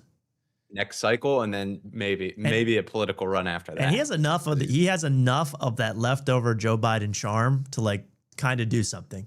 I don't know what he's going to accomplish, but he has that Biden smile that we all fell in love with in 2020. Yeah. Let's watch Podcast Cringe imitate me for a change. Yes. Much more interesting than just a scheduling dispute is when you look at who Chris Williamson actually had on, because the Mostly Wise episode with Hunter Biden wasn't a one-on-one interview, it was a 4-person panel. Chris, Hunter Biden, Matt McCusker, and Duncan Trussell. This is why I think Rogan's got his knickers in a knot. McCusker is shaking. Yep. All I know is in the most read, you can look it up on Instagram. It's on Instagram now. I said, don't get your knickers in a knot in a Podcast Cringe accent. And he said it. Yeah. He also called it Mostly Wise podcast. He said Mostly Wise as well, which I've been calling it that. Wow. We're in sync, me and PC. You know, let me think, how would I phrase this? I think that America should stop worrying so much about CP and start worrying about PC. Because it's Podcast Cringe time in America. He's taking over. Yeah. Knickers in a knot. Trademark, by the way. Trademark.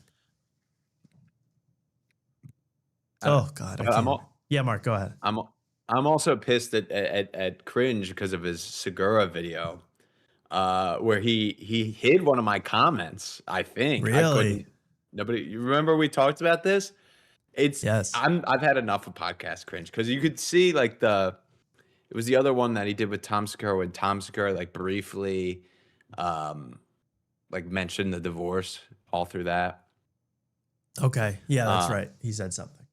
Yeah, I time coded it, so I don't know if you want to go to the thing. But you know, Tom Segura, we talked about it, said he like wasn't gonna bring it up and this would be the only time he mentioned it.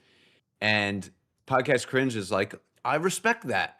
And then he literally goes later in the video and just negates what he said. Yes. The Tom Segura and damage control. Like, say. And then it's around like 9 minutes. Okay. We'll play real quick and then we'll get off this PC crap. Wow. Remember Fat Tom? That's when he was really funny. I'm gonna Go insane. Every single week putting the show together, but this is the most important thing they do together outside of their family. They could have at least done the one episode last week together. It sounds like they're saying one thing to their fans, but behind closed doors, they clearly don't want to be in the same room as each other. So he was mad that they didn't do a co-podcast announcing their divorce together.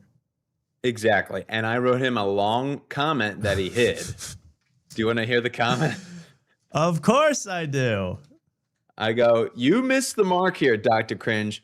Going on vacation with your, because he says they went on vacation together. He goes, going on vacation with your ex-wife to try and give your kids some semblance of a loving family is very much different than going on a podcast with her and talking about the failure of an 18-year-old long marriage. Have you ever loved Dr. Cringe? Emotions would spill over addressing the divorce up top, and then what? You expect them just to segue into an internet clip of someone saying the N-word who shouldn't? Just admit it, Dr. Cringe. You're a grief eater. You even admit that Tom is doing the right thing by keeping the whole thing private, yet you still want a Waterworks app just so you can make an hour-long video that you put up on your Patreon? Damn. This is some real slimy stuff from you, and for that, I'm taking away your PhD, Mr. Cringe. Wow. Hidden comment. Rant of the year, question mark. Yes. Yeah. I agree. He just wants them to get together to do a show, so that's another video. He doesn't care about the family. He doesn't care about the families. Again, it's one of these videos that he puts up 15 minutes after the episode completely drops. Yeah, right. And it's a contradiction. He can't even think through his own thoughts. He contradicts himself. Ugh, cringe. And I'm tired of these foreigners going after American families. Preach. Preach about that. I'm starting to back up Segura. I mean, that's how much. I know. It's true. These Australians, these unknown people going after attacking the nuclear family. It's disgusting. And it has to end. Gross. And with that, don't get your knickers in a knot, Dr. Cringe. Yeah. What we have to go to next, before I forget, is there's so much to do, but should I show Gianmarco Cerezi for 1 second? He's ripping Kill Tony again. He's ripping Tony Hinchcliffe for the 80th time. Would you like to watch that? Because then we'll get into Tony. Then we'll talk about Tony for a second. Gianmarco Cerezi, who is a knock on wood, hopeful future guest of this show. That's manifesting. Former guest. We hope to have him on someday soon. He is a kind of in the Stavros mode of getting a lot of attention for his negative opinions and critiques of the Rogan sphere, of Joe Rogan and Tony Hinchcliffe specifically. I'm excited about that, but I am sort of wary in the same way, as in I think he's getting, he gets excited by all the positive reviews he gets, and he just keeps going harder and harder at these guys. Will it end up in a duel? I challenge you, sir, to a man-on-man collision at dawn. Meat slapping meat. What man will come out on top, and who will have to bottom? We made it through Tony Hinchcliffe's last special, which was like... Congratulations. I watched it, I mean, truly in 12 parts. It was on the ride to a club. I had to do it with my opener just so I had someone to reflect with. I'd maybe like Odyssey, strap myself with a mast. If I just thought a special was bad... You guys are Scottish Cringe. Oh. Because the comic was bad. I don't know if I'd be like go on podcasts and talk shit about it, but you're watching it, and some of it you're like... He's like, it's like a joke about immigrants. They come over that wall and then they have a lot of babies really fast. And I'm like, this is like Nazi talking points. This is right wing. This is like true propaganda. Yeah. Okay, but did you get to the part where he asked that Asian woman if she's ever crashed her car? Yeah. Because that to me was gold. And where he asked the Mexican guy how many kids he had, or when he asked the black guy if he liked eggs and cheese. Luke, I can't go there. Don't make me go there, brother. I gotta leave that one alone. What I'm concocting in my head right now is making even me blush. Eggs and cheese. Stop. And I think what's so interesting about him specifically is after that joke, after being like, the immigrants, they come and they have a lot of babies and then they're everywhere. And he's like, just kidding. I love you guys. And you're like, you don't even believe the thing that you're saying. Yeah. You're just, this movement has kind of happened and you're joking on top of it. And like, I think there's a benefit of a doubt with some of the comedians where I'm like, I don't even. Now, I'll say that Tony has been making jokes about Mexicans having a lot of kids since he was a baby. You know, it didn't take a Trump presidency to get him to start saying that Chinese people are sneaky. You know, he's been doing that for a long, long time. So I will defend Tony on that. I don't think it's because of Trump that he's decided to start ripping on immigrants. He's a roast master. I really don't know what you expect from him. But the more just pure hate of Tony. It's an interesting thing what's happening in the comedy world right now. Mm-hmm. You never used to hear like, this guy's special was awful, garbage, horrible. You never used to hear that from another sort of almost mainstream comedian. Yeah, it is kind of nice because there was a long time where everybody would just kiss ass constantly. So it is kind of refreshing. It is nice. No, it is. I would be a hypocrite if I complained. I love it. Yeah, I absolutely love it. But it's important. It's important to critically examine both sides, Luke.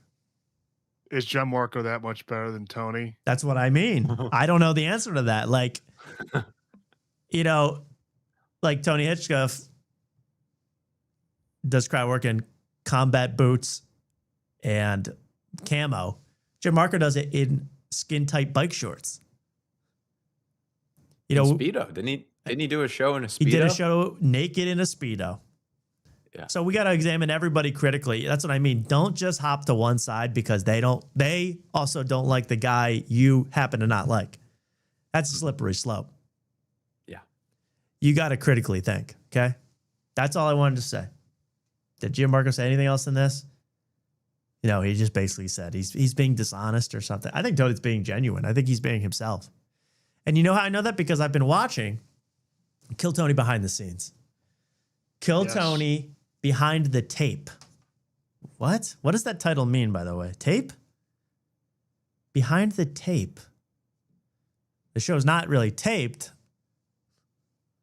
per se. But I don't mind. It's a taping of a I guess show. it's technically a taping, although that's what an anachronistic phrase, taping. We don't really tape things anymore. But it is called a taping. Behind the Tape, regardless, is one of the best pieces of media you can watch in 2026. Every episode has been gold. This one is with, you know, it's Kill Tony, the show, but it's behind the scenes, also known as Behind the Tape. And they are going to get into a lot of things in this one. This one's with Jeff R. Curry. Is that how you say his name? Jeff R. Curry, who got a lot of hate from his own fan base for going on to this show, Kill Tony, because he's a New York fan base. They don't like Tony at all. They're more leftist. They absolutely hated it from what I could tell. But regardless, Jeff's on the show, and as I said, the wrong Jeff's on the show, and it's very interesting what happens here, including the most interesting thing I think is the mothership security in this one. The mothership security and how strict they are, and maybe all those complaints were accurate. Let's take a look at. Well, first we'll start off with some music from the band. What is everybody here's favorite song? The answer: "Creep" by Radiohead. Right, Luke? All-time favorite song. I'm a weirdo. I'm a creep. Hey, I'm a creep. I'm a weirdo. Dave Chappelle. I think there is a video of Dave Chappelle singing "Creep," by the way. I mean, you just said that. I think there is one. I think there is an actual full performance of Dave Chappelle singing "Creep." I'm a creep, man. What the hell am I doing here, man? I don't know. I don't belong here. That's very good. Creep, of course. Now, listen to this cover. I was just shocked. Again, I'm always shocked by what they leave in to these documentaries, including this performance of Creep by the Kill Tony House Band. Let's take a watch. Tell me what you think. Hey, David Lucas.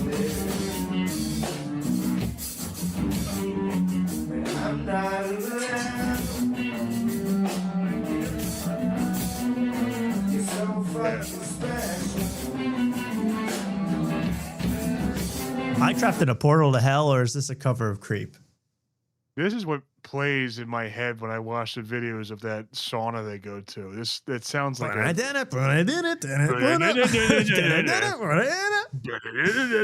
don't belong here.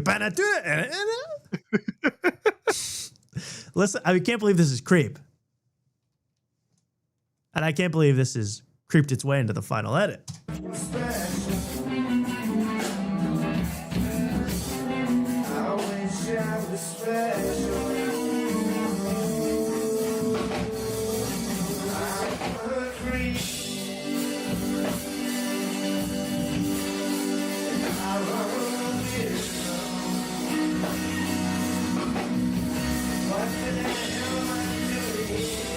It just made me think, like, is any of this band, are they listening to each other at all? Are they all playing their own little tune? they're no 2-piece spicy. I'll tell you. No, right 2-piece spicy would not make this mistake. Do you think they have to be so off the original that they don't get copyright? Yes, because Tony Hinchcliffe is very concerned about the copyright. Yeah. This is beyond off the original version. This is like your own garage band edit of Creep. I don't think you can get copyright strike for covers, can you? Allegedly you can. I've never seen it happen, but allegedly you can. They say that on Kill Tony. They always say that. Like someone starts singing like My Sharona and Tony like stop. We're gonna get demonetized. It's bizarre. Yeah. I don't believe it. With my golden pipes, we've never got copyright claimed. I don't understand. So yeah, that to me is weird, but a little more a Creep. Enjoy the music. Take a sip.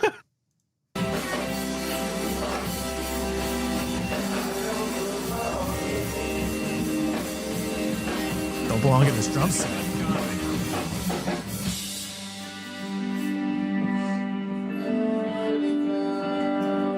Okay, I like that part. No, actually, I take it back. Okay, No, there it was. that's Creep. a lot worse. That made Yeah, it that was worse. horrible. It almost got worse. First of all, that was Creep. Okay, I couldn't believe that was all kept in, and that, like, imagine you're just being psychically tortured before an episode of Kill Tony if you're in the audience. How you're gonna feel when the show starts. You know how like you see pictures of the Vatican inside, like all the serpents are on the walls and everything. Yes. It looks like a conspiracy. This is like the Mothership Conspiracy. They play this weird satanic cover of Creep, and they have all these hieroglyphics, like it's all like lighting and stuff. It's like very satanic looking. And I know what weird. you mean. Yes, absolutely. It gets scarier once you get in the bowels of this mothership. I'm trying to pull up a specific. What's that guy, like Talk of the Town or something? What's that one comedy? Is it the one I sent you? Maybe. It's this guy here. Yeah, that one. Okay, because there's one comment I got to show. But first, let's watch what happens at the mothership back rooms with Peyton Ruddy. Do you guys all know Peyton Ruddy? Yes. Yes. Peyton Ruddy. Mark, do you actually know him personally? He's like Austin. He used to be in Chicago. I think he's in Austin now. I don't know him personally. I've seen him around. Yeah, I don't. Nothing crazy. You don't know, no stories, no gossip, no opinion. No, my buddy Mark has been on the show. Has done shows with him. And he said he followed him on Instagram and then had to unfollow him because he would post like pictures of his like butthole or something like that. And I was like, yeah, I probably wouldn't follow him either if he started doing funny. that. That's really funny. But is he doing it in like the close friends thing or something? I don't see those pics. I'm searching for those pics. I don't know. Maybe he knocked it off because he got bigger, but I have no idea. Well, you're going to see him in a second. A confrontation occurs actually with Peyton Ruddy here. It's very interesting to see how the comedy mothership runs. Here's wow. This is star-studded. David Lucas And Pat O'Neill doing his, pregnancy stretches. Get ready to give birth there. Well, I don't know what. He's always convulsing and twisting. That Pat O'Neill. These are the worst versions of Patrice O'Neill in two different forms. It's like if you split Patrice O'Neill in half. Yeah. Both all his personalities. I feel like Pat O'Neill would be so easy to make into like a cartoon, like a Meat Cannon cartoon character. He's Yeah. so, like, He is kind of like a. But he also seems like Gumby. Like you can stretch him any way you want. Like he could be in any position. If you wanted him to, Also, let me say one more thing about the mothership that you probably noticed, Mark. The giant bong. Oh, no, I was going to say something else. Well, let's talk about the giant bong for 1 second. Okay. Great for you guys. Did you know that in Texas now, if you're caught smoking weed, it's they've recriminalized it, right, Mark? It's like a bigger problem now if you got caught smoking weed. It's actually more illegal to have like a THC gummy than it is to have actual flour. Really? Yeah. Oh, okay. So they cracked on like Delta 8 and stuff like that. Yeah, they wanted to get all that out of like the gas stations and stuff. Oh, interesting. Well, but still, weed is illegal. Right. But this group of the chosen priest class in Austin, they get to enjoy it on camera, no less. This could have been before the big band. That's true. But I hope they're smoking patchouli in there or something. I hope it's not weed. I was more thrown off by what's right next to the bong. It looks like sushi in a glass box. Yes, that is sushi in a glass box. You're going to find out where that sushi came from. The sushi becomes its own story in this. Don't you worry. Let's keep watching. And here comes Peyton Ruddy. I love There's 20 people on So in there many that jokes. haven't even been on the show. So here they go. This is the mothership security guy on the left. And these two guys are talking, and Peyton Ruddy looks embarrassed. Who are those two bozos in the cowboy hat? What the hell? Whoa, bro. Oh, sorry. Did I overstep? Did I overstep? I apologize. They were a panelist. That's Miles Johnson and Fuzzy to you. Sorry. Yeah. I don't know what that means, but Fuzzy and Miles Johnson.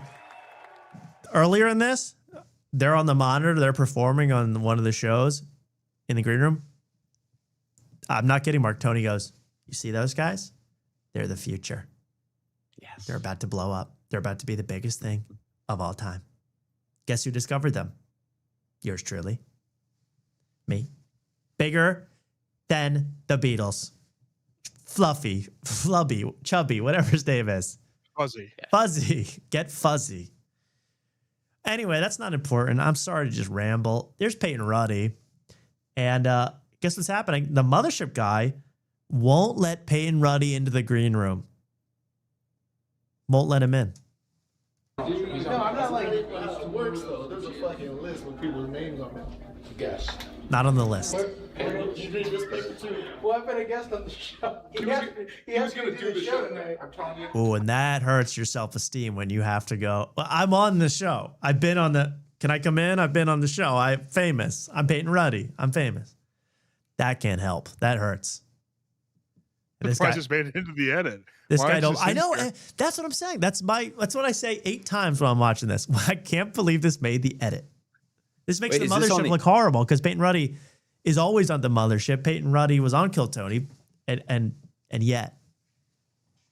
Is this in the edit, or I thought this was an Instagram reel I saw? No, this is a full. Mark. You got to watch this whole thing. Okay, I'm sorry. I'm not trying to blow up your spot. Oh, the pat on the shoulder. Oh, Dismissive. my He was God. on the. Like I have video proof. Yeah. I mean, it's. And he goes in. Proof. Yeah, that he was in. Despite Joe Rogan's opposition. If you guys asked to be on the show, you could be. Yeah, I think I'm okay. You think you know? I know him. I mean, I was in here with Tony. And I don't know. He asked me to be on the show tonight. Is there anything more embarrassing than like begging to be in a green room? Yeah, that's a tough It's look. a tough one. I would say delete this from the edit if I were Peyton. Yeah. There's nothing. I've been in that situation where you go, no. I belong here. I do. Believe me. I know everything about me says no, but I'm supposed to be here. And that hurts your self-esteem. I would just leave. If someone said you're not welcome in the green room, I walk out. No matter how wrong they are. Because you don't want to get into that conversation. Who you are, you know who my father is. Well, it's also funny to me, like everybody in the shot is like, they're no funnier than Peyton Ruddy. Like there's Pat O'Neill, there's like other people. They're just door guys at the mothership. That's the only reason why they're in the green room. Right. And I thought Peyton Ruddy was one, but I have no idea at this point. Who knows? Obviously, this guy don't know him. You're not on my list. It's time to go. He's not on my list, bro. No, I get what you're doing. I'm just saying. I think we're all okay. Okay, I want to read this list out. And if you don't hear your name, then we can do Then he pulls up the list on his phone. I mean, I don't need to be in here.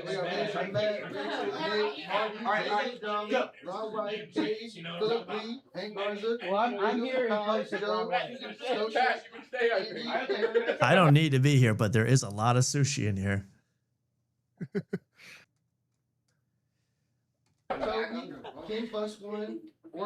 At this point, don't you just leave? I go, okay. That's what I was saying. Yeah, I was thinking like I would just leave then. All right, you don't need me. All right, I'm on the list. I'm not on the list. I'm not supposed to be here. Fine, I'm out. And this will be a good story to tell when I go on Joe Rogan. Yeah. You won't keep me. You won't let me in. How strict is this place, by the way? Crazy. I mean, I kind of understand. He's probably friends with all these people in the room because they're all at the same level. And it's like, why am I the one that's not allowed to be? I kind of see like Peyton Ruddy's point. Peyton Ruddy is in the right. He's supposed he should be allowed in there. It's not, but when you get this guy giving you a hard time for 2 minutes straight, you got to say, you know what? You win, pal. Okay, big shot. I'm out of here. The desperation is the desperation to stay in the green room. That's what hurts. And by the looks of that green room, the security guard's doing him a favor. Like, you know what? That's true. Who are you going to associate with in here? Hey, David Luke. I'll leave.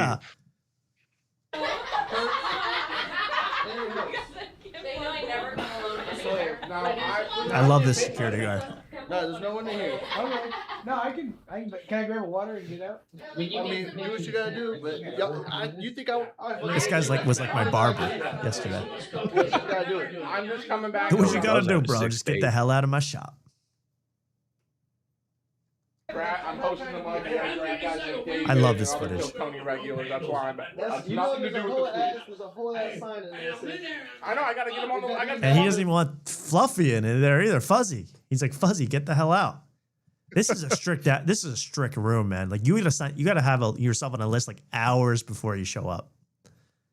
Hours. I'm surprised Joe Rogan even allows them to film in the green. That's what I was shocked by. I know Tony probably got special permission. I'm shocked. I bet the average person can't pull out their phone. The average Ruddy can't pull out their phone and film. That would be, you'd be ostracized. Ostracized. And by the way, Joe Rogan and the mothership, Peyton Ruddy is on the short list to become the next SNL cast member. So you're really acing out like a big name here. With this. Let's see if I can find what I'm looking for here. I should have screenshot this, but there is a comment on this. Damn it. Where'd it go? Oh, shoot. All I know is I saw a reel. Is it the one you sent me, Mark? May have been the same. Let's see. Because this is, no, it's the same one. Yeah. Maybe he deleted it. I don't know. But in that video, it's all about Peyton Ruddy getting not allowed in the room. Guess who responded? Guess who left a comment? I think it's on my phone. Lorne Michaels. the Sarah Sherman. No. Oh, I have it on my phone. Here it is. Tyler Fisher, ladies and gentlemen. Whoa. The guy banned from the Comedy Mothership. Banned from the Comedy Mothership for hitting on women. You can watch our YouTube videos about his whole saga. Some of my favorites. But Tyler Fisher responded, and it's just funny what he said, Mark. This is pretty funny. My first month there, Joe said he loves my comedy. Then I was sent out into the hall, crying, laughing emoji. Wasn't cool enough yet to be in a smoke-filled green room with dudes. Trismegistus. So, yeah, he finds the whole green. So the green room is officially gay now, according to Tyler Fisher. And that's so funny because, Joe created this monster because he got kicked out of the green room. Then he started hitting on every woman in the lobby. Yeah. Right away. So he created that monster, it sounds like. Tyler Fisher, man. I love Tyler Fish responding on that one when he's banned. That's awesome. He was great. So shout out to him. I miss Ty the Fish. I hope he's doing well. I really do. I really do. Oh, okay. So Peyton Roddy removed. He leaves. That's it. Then there's a few other things, David Lucas hanging out, Pat O'Neill hanging out. You could watch it for yourself. It's not the most gripping thing you've ever seen, but this is so interesting, and I won't dwell on this either, but I think that was 2 weeks ago, a year ago plus, we talked about Tony Hinchcliffe's obsession with this Russian and Turkish bathhouse. Remember that? And how it was men's night and there were men touching themselves in front of Tony and Ari Maddie. Then 2 weeks ago, we talked about it again because it was revealed that Tony's gone back to the bathhouse again. And he goes there all the time. And Jimmy Carr goes there every single day he's in New York City. Well, I'm just so pleased to find out that Ari Maddie has the same opinion as me. Ari Maddie is going to expound on this whole experience at the bathhouse, the specific one. You guys remember the bathhouse? Remember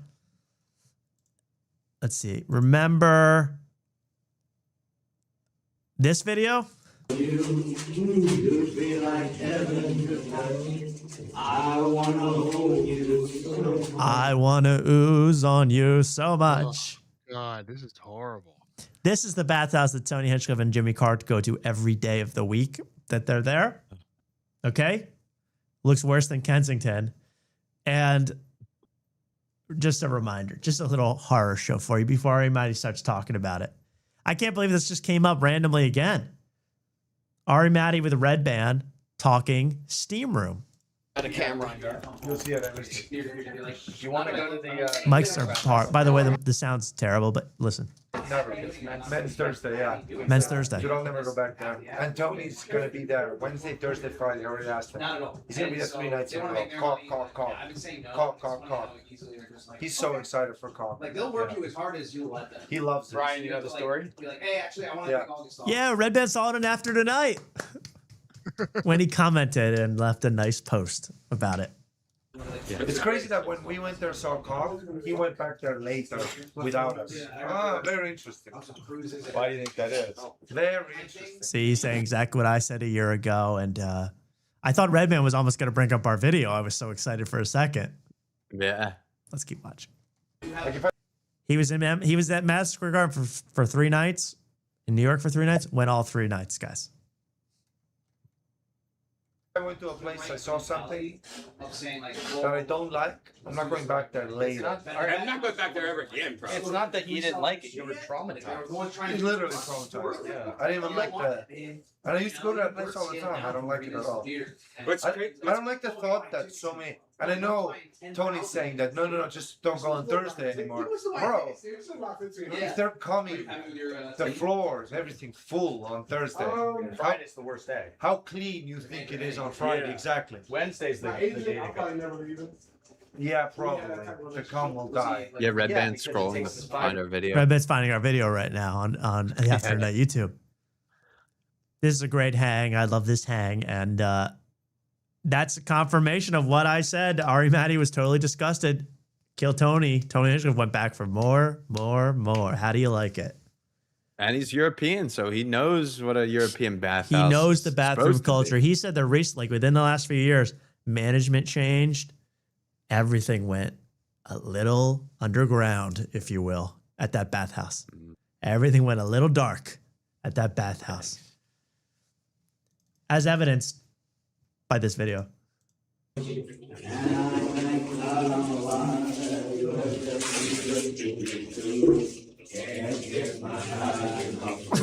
I'm sorry. That video Oh my God. is the most disturbing thing I've ever seen. I don't want to have nightmares tonight. So anyway, that was just a fun little, hey guys, remember when we talked about that moment? There it was, Kill Tony behind the taping. Did you see Tony's ad for the behind the tape? Yeah, he does an ad on- every time. What was that on Kill Tony itself though? Yeah, it was on Kill Tony itself, and please. he's like, if you're a super fan or a super hater, so now he knows like that people are just Yeah, he knows. Yeah. He absolutely knows. That's what I mean. I don't want to feed into it, and I will not be pay. Well, I don't want to say that because I might want to, but I don't want to pay for when this goes behind a paywall, which is the ultimate, thing they're going towards, which is you're gonna have to pay to see the behind the scenes.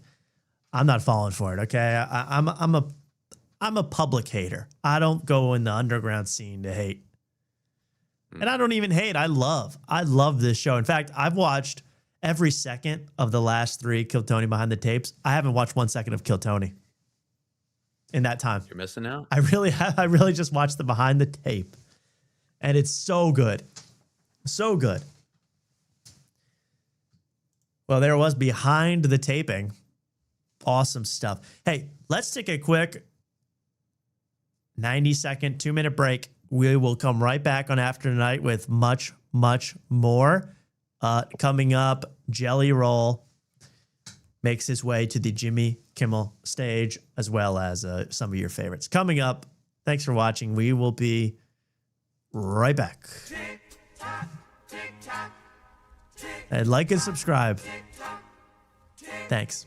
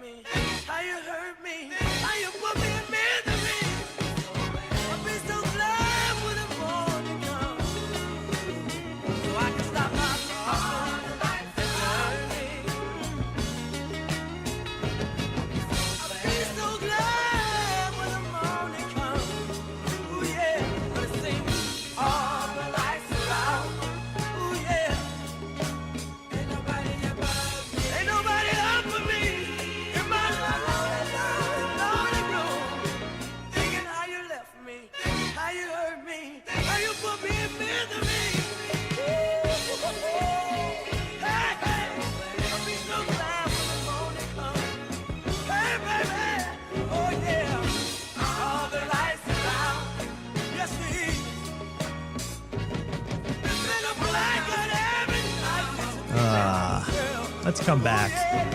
So, how are we doing out there in Chatland?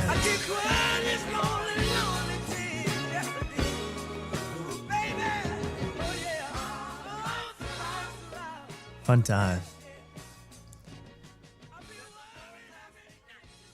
Everybody, welcome back to this show. That song was All the Lights Are Out. A group I've never heard of. Target, I believe, is their name. An oldie, but a goodie. Not as good as Creep, but it works. It works. Welcome back to After Tonight. Hey, I should announce, if you're watching, if you haven't left already, and you shouldn't have. Jeez. You can always follow us. We have updates of when we're going live and all of that on both the Discord, and there's a link to that in the YouTube description and in the YouTube channel page, and Instagram. Yes, Instagram. We're finally about to have some clips running up and running. So stuff you missed, you can always watch it on Instagram. That's After Tonight Show on Instagram and YouTube. We should be uploading more frequently soon. So thank you for joining us on After Tonight. It's been another wonderful night so far, but I'm not done, man. I'm not even close to done. I haven't even begun to be done. You know, you probably want to come out of a break with a big bang, you know, a huge guest perhaps, or a segment that has to be seen to be believed. But we do it a little bit different After Tonight. We're going to talk about Fart Carnival. Oh, yeah. Yeah. That's right. Fill her up. Fill me up. It's Brendan Sagalow and Mike Cannon. It's literally like... Yes. We've been obsessed for years. Take a look. Mark, if you interrupt the toilet, I'm going to be pissed. Toilet. Huh? Roll. I feel like it went slower than usual. Yeah. You need your little colostomy pouch of coffee. Yeah. Yeah, it's fucking ideal. Some of those farts actually surprised me in that intro. I get scared. They squeak out. I go, whoa. This is Brendan Sagalow and Mike Cannon. We've been obsessed with the show since we found out the name of the show. Mark sent in his second piece of fan mail. We are awaiting a response. This should be, hopefully by next week, they should have already received it and recorded an episode about it. Hopefully dedicated a full hour. What else is there to talk about? And there were two funny things in this that I have to show. And they relate to a larger picture. Well, one's just funny. And that's the fact that Brendan Sagalow got coffee from somewhere before the show. And it came in a colostomy bag. That's the best I can describe it. I mean, good question. Like, can it be less performative? Yeah, for coffee? Exactly. Can you get me I don't want too this low, too. fucking bag. It sucks. Now, isn't that so relevant to Mark's situation and his colonoscopy? That's a freaking colonic right there. That is I don't know if that's a coffee enema or that's coffee. Mark, that's a wild thing to be carrying around. That is a bag attached to your hip. Yeah, that's a punk thing, like a too much tuna kind of thing. Like, yeah, absolutely. Coffee in a bag. That was awesome to me, and the whole thing was great. What's more interesting to us is the fact that they went over their Joke World Fest appearance. Joke World Fest, the big YouTuber comedy festival that Joke World hosted, these guys attended. These guys slept in the same hotel room. I hope, my best hope is that they slept head to foot. But possibly it got more intimate than that. We don't know. But, yeah, Mark? I mean, if they slept under the same covers, that would be actually a Fart Carnival under there. That would be a really horror show. Imagine? I don't want a ticket. But let's talk about the Joke World Fest because, and I want to talk to Louis J. Gomez. I'm now lobbying to get Louis J. Gomez on this show because I'm in sync with Louis on this one. He was talking about this months ago. He goes, okay, you guys are promoting Joke World Fest? Fine. It better not be a complete ripoff of Skank Fest. Now, Mark and I had a big argument about this. I said, Lewis is right to be a little wary of Joke World Fest. You said, hey, it's comedy. It's all, what did you say, Mark? You were hippy dippy about it. It's hard to, it's like a music festival. There's multiple music festivals. Bands. So what's the difference? There's a comedy festival. Of course, they're both going to have comedians, just like a music festival is going to have both musicians, and they may be the same musicians. Fair enough. I understand your argument. But I've sided with the capitalist here, Lewis, on this one, because I felt like, if you're using the same comedians, all the same comedians, and you actually shadowed me at Skankfest because you're a reporter, you better not copy my whole flow, bar for bar. But it sounds like, according to these two, exactly what happened, at least in their twisted world. They start talking Joke World. Let's hear it. All right, yeah, let's review Joke World. Because I want to just jump ahead. J World Fest. Jake World Picking Fest. his nose. Shout out to those guys. Juice World Fest. They did a very good job of Missed that one cloning live. another festival we like to go to. Yeah, they did a good and job. removing some of the violence. But it was a fun festival, really fun. Brendan, so just to skip ahead, because I was telling Caroline about this right before the show. I thought they talked more about the that copying. You did Goddamn Comedy Jam. Yeah. We both did. You did it in a way that was very unique because you asked beforehand to play lead guitar. Yeah. Well, I was like, this is like very. Oh. It's always the sneak disses with Mike Cannon. He never appreciates anything Brendan does.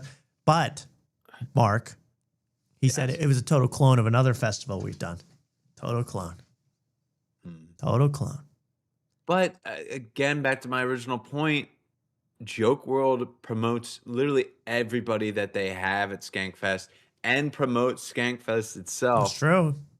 So he can't get a little piece of the pie. He can't get a little action. But, as I said back then, in final defense of Luis J. Gomez, as if he needs help, ChatGPT's defending him all day. But I want to defend him for 1 second. If you have all the same comedians that are at Skankfest, at Joke World Fest, and Joke World Fest takes place earlier in the year, and Joke World Fest is cheaper, couldn't that be some direct competition in the sense that I can only go to one comedy festival this year and I'm dying to see Fart Carnival live? Well, I'm going to pay for the cheaper one. Just saying. Yeah, but Skankfest has bigger comedians. Joke World, the top one was like Joe DeRosa and Greg Fitzsimmons. Lev Fur. Yeah, they're both, I think. Huge. Easy song. Mm-hmm. I know how to play it, kind of. I won't even play this, but you know what was really funny? They got so nervous about Lewis getting mad about Joke World Fest that they were like, by the way, we pledge allegiance to Skankfest. We won't ever stray again. We're so sorry. They start like apologizing before anything's even happened. It was pretty funny. They're like, Lewis is like a slave master, man. Like he keeps these guys in tip-top condition to defend him. It was pretty funny. And my best Mike Cannon impression, allow me to play devil's advocate. If you're and on the outside looking in, like you're not really a big comedy fan, like you want to appeal to like the civilians, I guess is what they call them. Isn't it better to be yes, pedestrians, simple-minded pedestrians? Isn't it better to be aligned with something that's called Joke World Fest than Skank Fest? It sounds better to be a guy who's on Joke World Fest than Skank Fest. True, and you sound more like a comedian, not a not a skank. Well, to be honest, if I didn't know about Joke World, I would think that was a fake festival. Oh, you're a comedian? You did the Joke Fest? You did joke. You reported to the joke competition. I think that,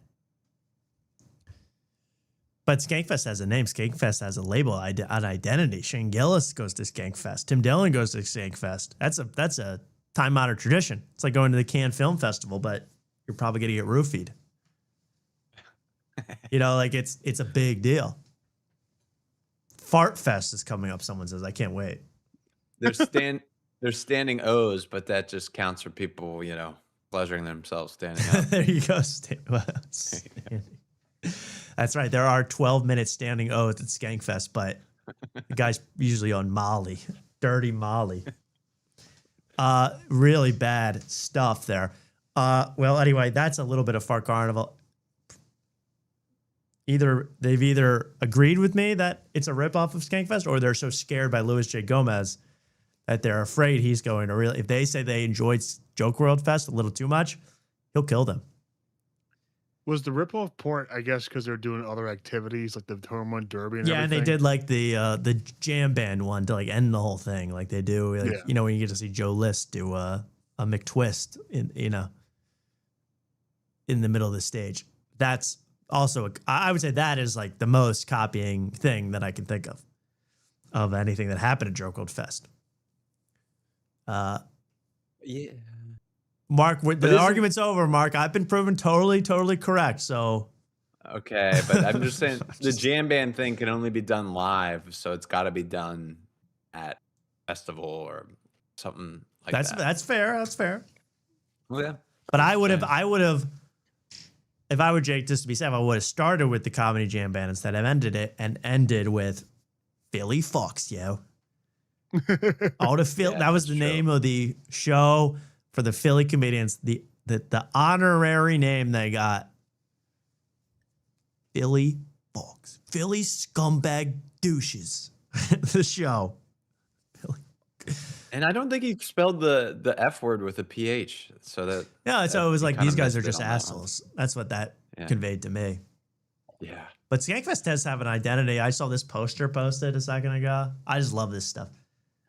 In this post, in this AI, deep fried poster, the word filthy appears 3 different times. I mean, you're going to get an STD here. The filthiest weekend of the year. Filthy after parties. Oh, one filthy weekend.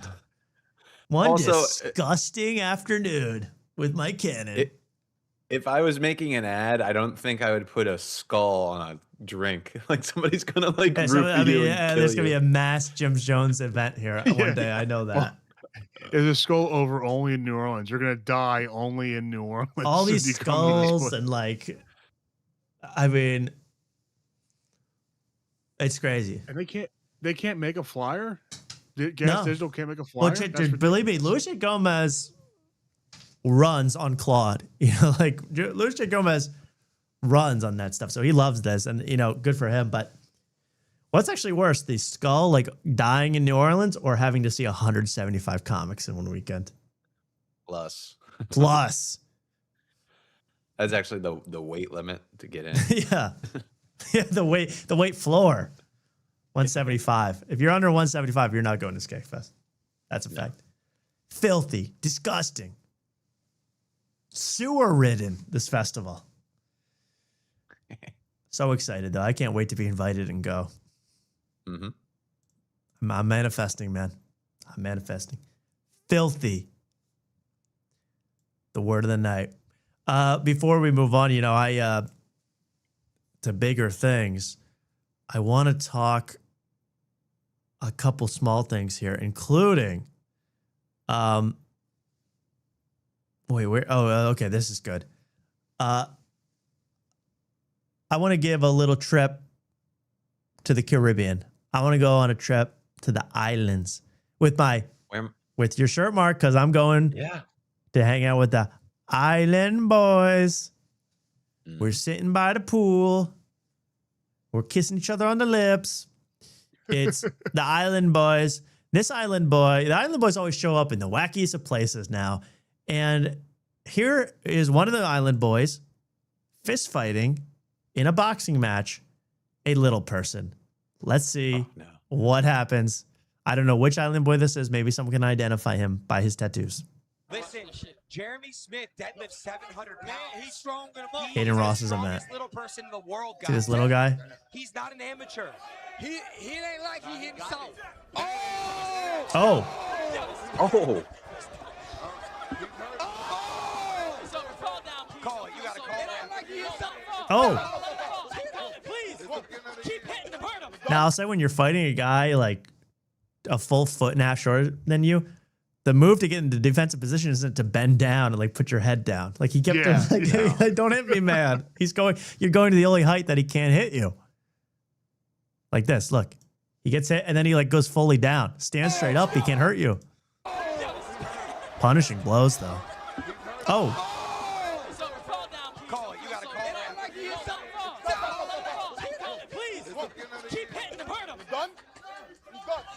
Man, I'm used to slapping Jack Doherty. This ain't shit. They called the fight. Wow. No, he said he's done. Yeah, he called it. He called it himself. Love this guy. There it goes. Yes. Island Boys take another L, man. This time in a ring. Usually they're just kicking women in Jack Doherty's limo. But this time, things got serious. In the ring. I want the Island Boys like fighting wild animals. I want the Island Boys picking fights in Kensington. I want them taking on the elements. I want them, Island Boys versus Wild. They need to be everywhere. Great in like Roman times where they put him in a pit with like a lion, see who can survive first. That'd be Totally. great. Like hand the Island Boys a trident and a shield and have him fight a tiger. Like really, they would agree to it for like $30,000. They would do it. No, if no doubt. Rainbeck can sponsor, they would do it. Yeah, if they can get 8 free spins on their casino app, they would do it. I have a great idea for a movie. You want to make a movie with me, Tom? Yeah, what is it? Gladiator 3. Jeff Dye plays the lead role, and Yes. he's in there and with the Island Boys, and you see the Island Boys getting ripped apart, but Jeff Dye is kicking ass because he's the last cowboy. Yeah. in the Gladiator. He's the one. And does he save the Island Boys? Does he fight them in this picture? Let's think about it. Maybe he's the hero. Let's. I just have one. I like the name Gladiator 3, but can we call the movie We Might Be Drunk? Well, no. If Jeff Dye's in it, he's sober. So Right. We might be drunk, parentheses, but not Jeff Dye. yeah. Think about that. Okay. I'm going to use ChatGPT to alliterate that. Get some alliteration going Yes. on that one. Douchebaggius. The emperor calls to you. I can only think of what would be so good. Jeff Dye does a thumbs up, thumbs down thing like Joaquin Phoenix. No, Tony would be. Oh, be the yes. thumbs That up. Tony was made for that role. Yeah. Solid gold. Okay, there we go with the Island Boys getting beat up. Also, I have a little clip of what is this? What is this? Oh, wait, that's not a picture? Oh shit. Wait. Let me pull up something else. But while I'm doing that, let's delve into politics for 1 second and watch I don't know, is he running for governor of Ohio or something? Vivek. Remember Vivek, guys? Remember Vivek? I haven't heard him in a while. I haven't thought about Vivek or Ramaswamy. Last time I saw in a him, while. he didn't have shoes on. Exactly, Mark. Last time I saw him, he had no shoes on. He is running a terrible campaign as far as I can see. Don't look, guys, by the way. This is a secret. There we go. I'll just play it like this. Vivek is still running for something, and here he is, very normally talking about his favorite flavor of ice cream. Hey Vivek, what's your favorite ice cream flavor? To tell you the truth, orange sherbet. I've been having it since I was in grade school. I used to go to UDF in Sharonville. Now, I don't believe any of this because there's a cut every 1.5 seconds. But my favorite ice cream? That's easy. Chocolate. Oh, I used to have that in high school with my friends. Cut. It's like cut. With the way he looks and with the jump cuts, it's just like a Ray William Johnson equals 3 video. Whoa, that's an old school YouTube throwback. William Johnson. But he looks like he kind of He looks does like look like him, too. Ray. He's He doing the does jump look cut. exactly like Ray William Johnson from like Isn't that 2008 YouTube. Wow, what a throwback. I forgot about him. This is who I thought Adam Ray was. No, wait, this is a different guy. I'm sorry. No, this is the guy I pictured. This who I thought is Adam Ray. weirdly Vivek you're talking about here. That is Vivek, yeah. Yeah. And you're right. And the YouTube cuts every half a second. Hey guys, wait, welcome to cut. Yeah. What's happening for him? With my dad. After we'd get a haircut, we'd go for a walk in Sharon Woods, end up at that UDF right off Route 42, throwback right here in Zanesville. You know, he cut that in he did like 95 takes where they go like, my favorite ice cream flavor? Easy. Vanilla. I used to eat that with my mom in Columbus. And then he no, that's not going to appeal to everybody. Go back, do orange sherbet with your dad in Zanesville. The cut every second was so funny. It's like the sports video games where they say the same thing, but then they insert the player name thing. Yes, exactly. That's exactly what it is. Yeah. 20 Been it yards since- passing for Brett Favre. Right, yeah, right. That's Favre exactly. has 100 yards this game so far. Let's have free healthcare. I was in grade school, I used to go to UDF in Like the micro cuts. Sharonville with my dad after we'd get a haircut. And like you can tell like there was actually no cut, but they cut anyway. Like his mouth is like still forming the next word and they cut and he's still saying that word. With my dad after we'd get a haircut. It's so bizarre. I've never said they like it, but I don't consider this guy much of a human being. I think he is more Indian cyborg than human being. Fellas, you know, earlier this month we had our I would call it our first team building exercise, our family barbecue night, where we related our deepest traumas. We said, "What's the worst thing you've ever done?" A la the drama, and we talked about that. I've got our next one planned. I've got our next team building exercise planned. Mark and Luke, you guys excited? I'm very excited.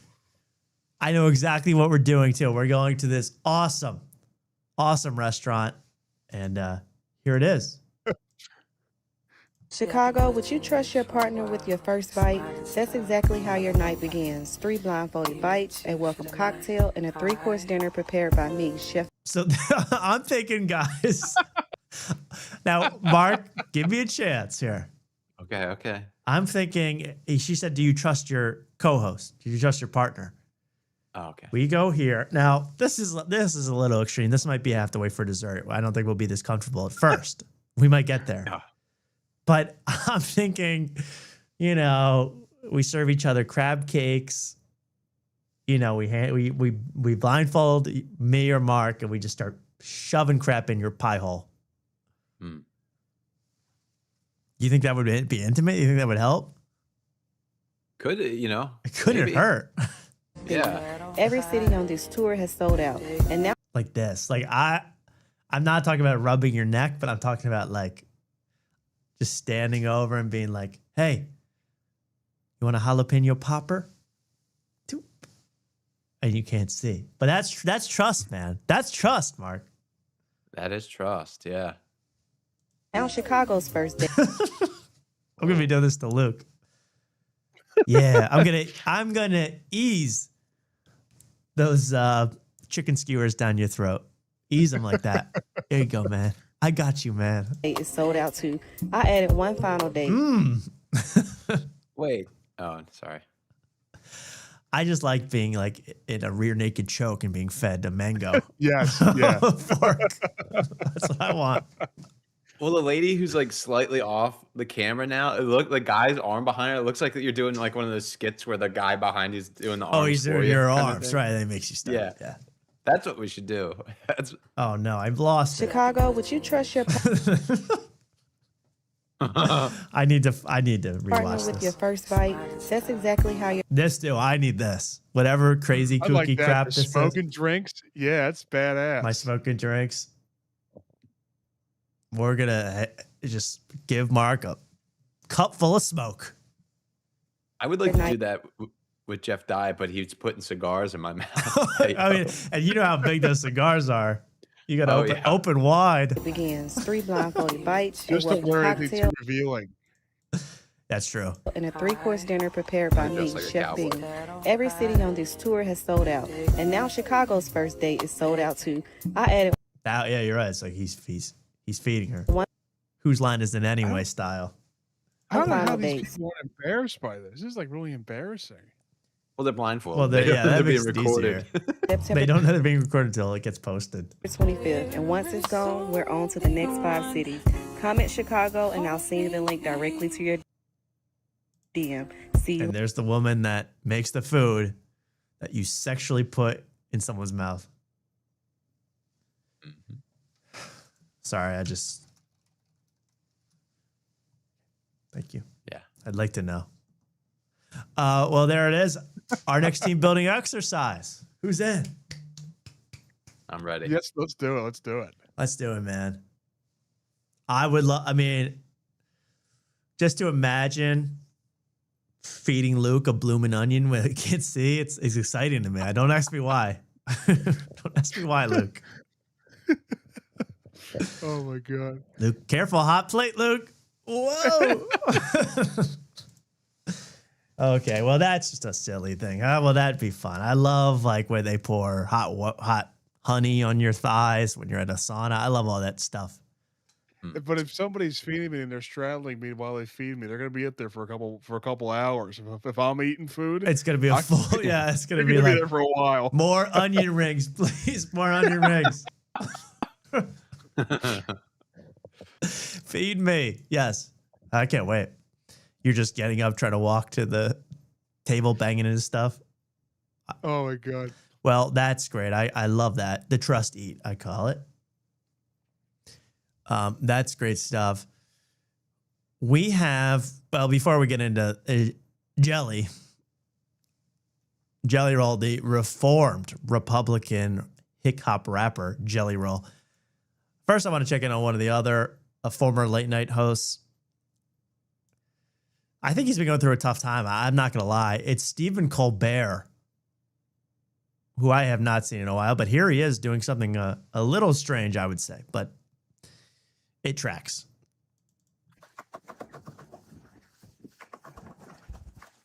Oh, hi. Stephen Colbert here at the end of the world. You know, there's 24 hours left in Emmy voting, and if you're anything like me, you haven't even started yet. So here's Stephen Colbert pretending to type on an iPad. And first of all, he's copying Letterman. You know, when Letterman retired, he instantly grew a big beard. So you're copying Letterman again.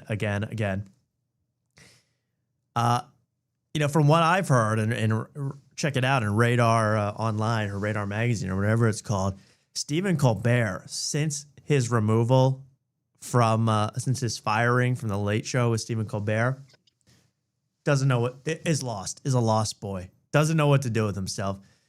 Completely gutted, as, you know, I thought he would be, because this is a guy who loves being the center of attention, who loves celebrities having to kiss his butt. So he is a lost child right now, no matter how many times you rewrite some crappy Amazon Lord of the Rings script. It's not going to help. But watch what he does here. I mean, he's talking about the Emmys, right? So I said, okay, he's probably going to say, hey, remember, we're up for the Emmys this year, even though we got canceled.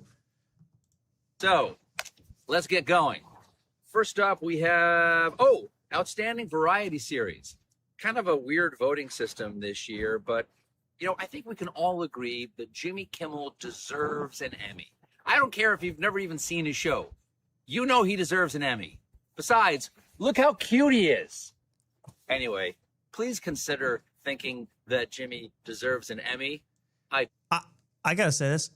I think only people that haven't seen Jimmy Kimmel live think Jimmy Kimmel deserves an Emmy. Yeah. Like, people that have seen Jimmy Kimmel live, they don't think so. Has he never won an Emmy? That seems shocking to me. All those guys win Emmys for doing nothing. It's a piece of plastic. do. I love you. Well, that's sweet, but he's obviously quite disturbed right now, and he's up for the Emmy, the Stephen Colbert Show. So the hard work of all your staff and crew that is trumped by your love of Jimmy Kimmel getting fired for half a day by Donald Trump. I gotta take great offense to that as a man inside the late night wars myself with a certain individual who would not be named. Jimmy Fallon. I just cannot believe he's still sucking up to the Jimmies. But that bothered me. You know, I think he really is bothered by being ousted from that job. You know, Jimmy Kimmel's dying to leave that job. Jimmy Kimmel would love to get fired unjustly. Steven, dying to get rehired unjustly.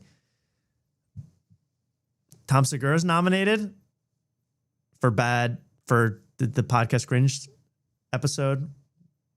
The Tom Segura situation is crazy. And the Emmy goes to.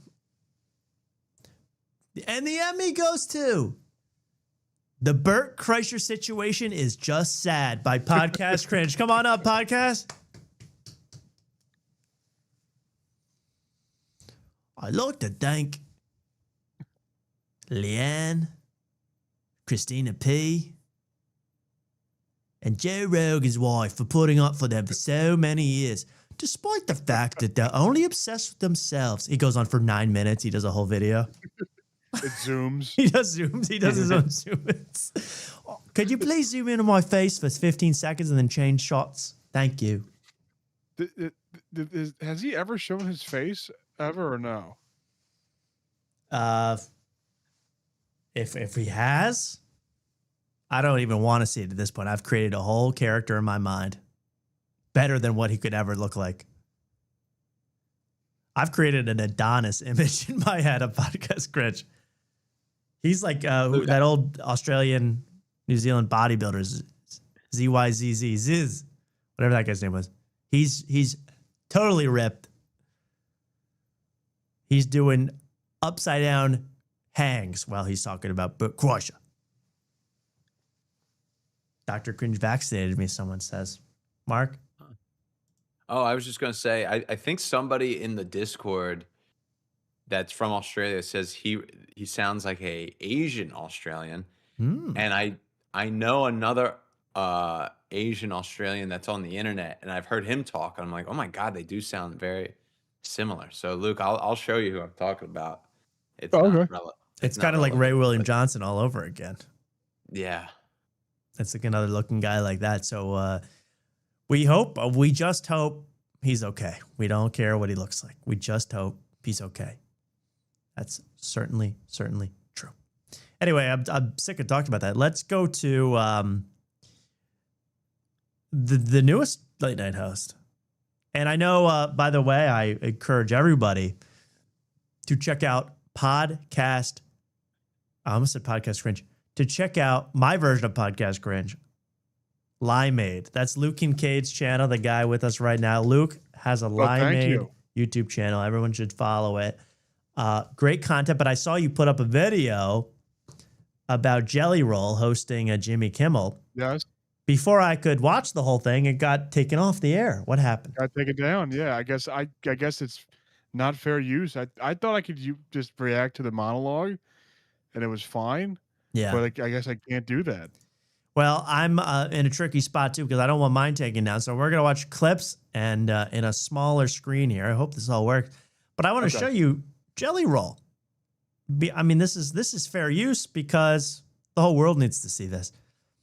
Because Jelly Roll has officially switched teams.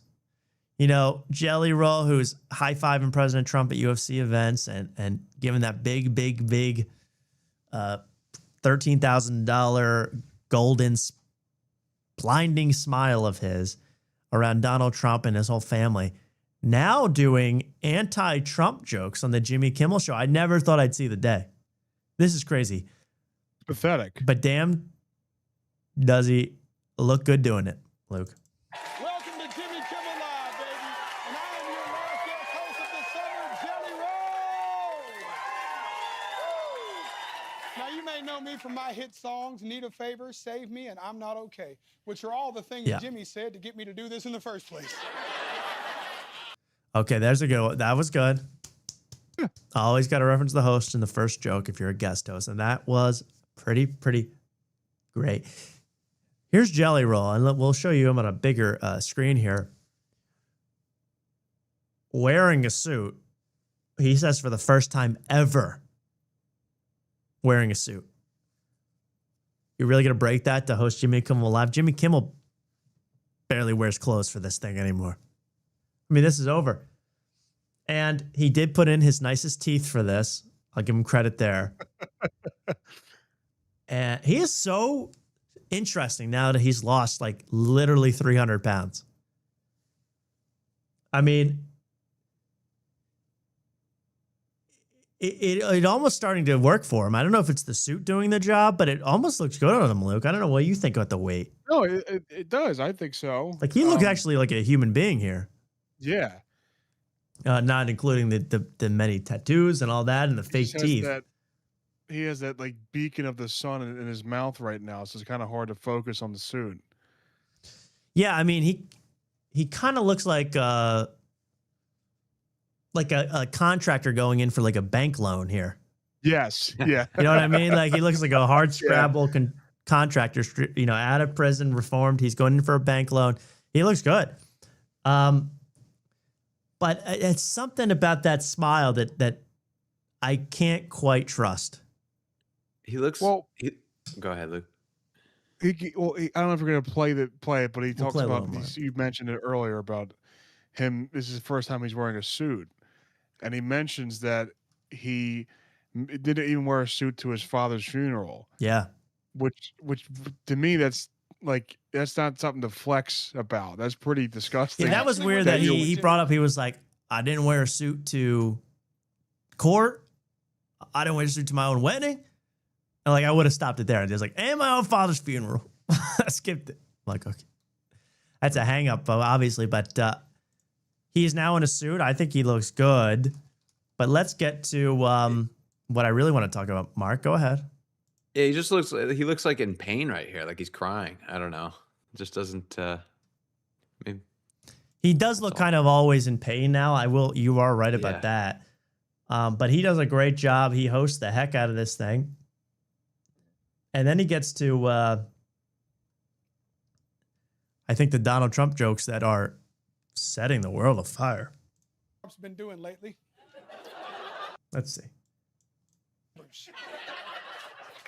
Sadly, those are the only laps Trump's been doing lately.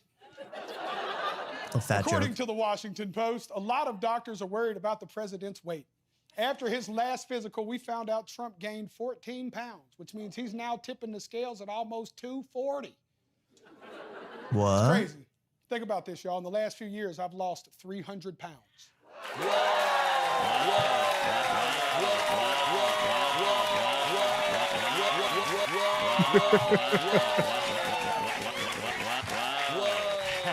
That means I've lost an entire Donald Trump. Oh! And let's be honest, based on his approval ratings, it seems like most of the country wants to do the same thing. Whoa. When Jelly Roll takes a side, you know it's over for the losing side. Am I right, Luke? I mean, oh yeah. When he's the rat that flees that ship, you know it's over. It's like the Schultz model. It's like it's Schultz. Yes. Whatever side Schultz switches to, that's the right side. Now it's Jelly Roll. Yeah, exactly. But Schultz gets ahead. You know, Schultz is wise and savvy enough to get ahead of it by, a few months. But Jelly Roll is like the last rat off that ship. I didn't watch this at all. Does he make a joke that food prices are too expensive and that's why he lost the weight? That would be a good one, actually. But he does reference food prices coming up, the rising costs. Things that us Americans, us average Americans, like platinum star Jelly Roll worry about. Yeah. And he can't even eat, by the way. So why does he care about food? He can't. When you're on that stuff, when you're on that Wegovy, when you're on that Ozempic, you can't stomach anything. If he lost it naturally, that's a big accomplishment. But he's not. He's paralyzing his own stomach. That's true. I mean, it's good. Honestly, good for him because you can't be 800 pounds or whatever he was, but you got to do anything to change that. But the celebration, the love of the pharmaceutical industry that's what you're applauding for. But good for them. Some people need it. I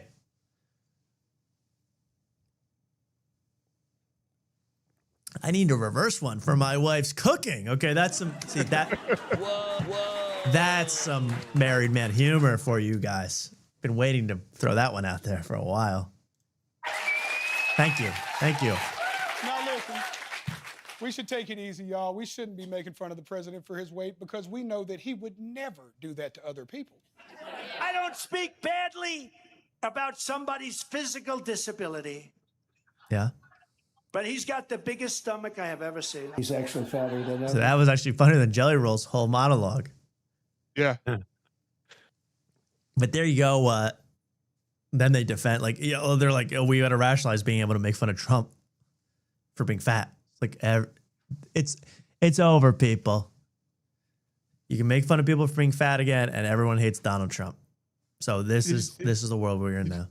Did you see earlier where he's talking about Trump at the Daytona 500 and it shows a clip of Trump waving the flag? And what did he say? What was the joke? He was like, I don't even think there's a joke. He was like, he doesn't really know how to wave a flag.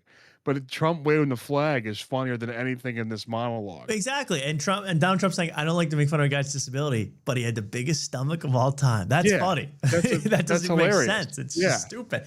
Well, Jelly's so high on his own supply here that he comes back the next night. Did you see that, Luke? Oh, I didn't see this. No. He came back night 2. And let's watch that. I mean, you can skip around this monologue, but it's I don't want to get copyright claimed, and they do a bunch of gimmicks, all that crap. He goes, "Hey, Guillermo." Guillermo goes, "Yes, sir. Yes." That's the end of that segment. You look good, Jelly. You look good. Jelly, very good. Jelly. You're not really jelly anymore. You're more like fat-free jam. Okay. You like preserves now? Preserves now, roll. Jelly. Hey, man, I appreciate that, little Mexican guy. Thank you, man. Totally, man. I love it. Now, yeah, Mark. Would his monologue would have hit harder if he had clinking ice? That's the only way I watch That's a great question. Yeah. As we learned, every monologue can be improved with a cup full of jingling, jangling ice. You know imagine how annoying Jelly Roll would be in the ashram with Ben Glebe. Oh my, they might be there for 3 days.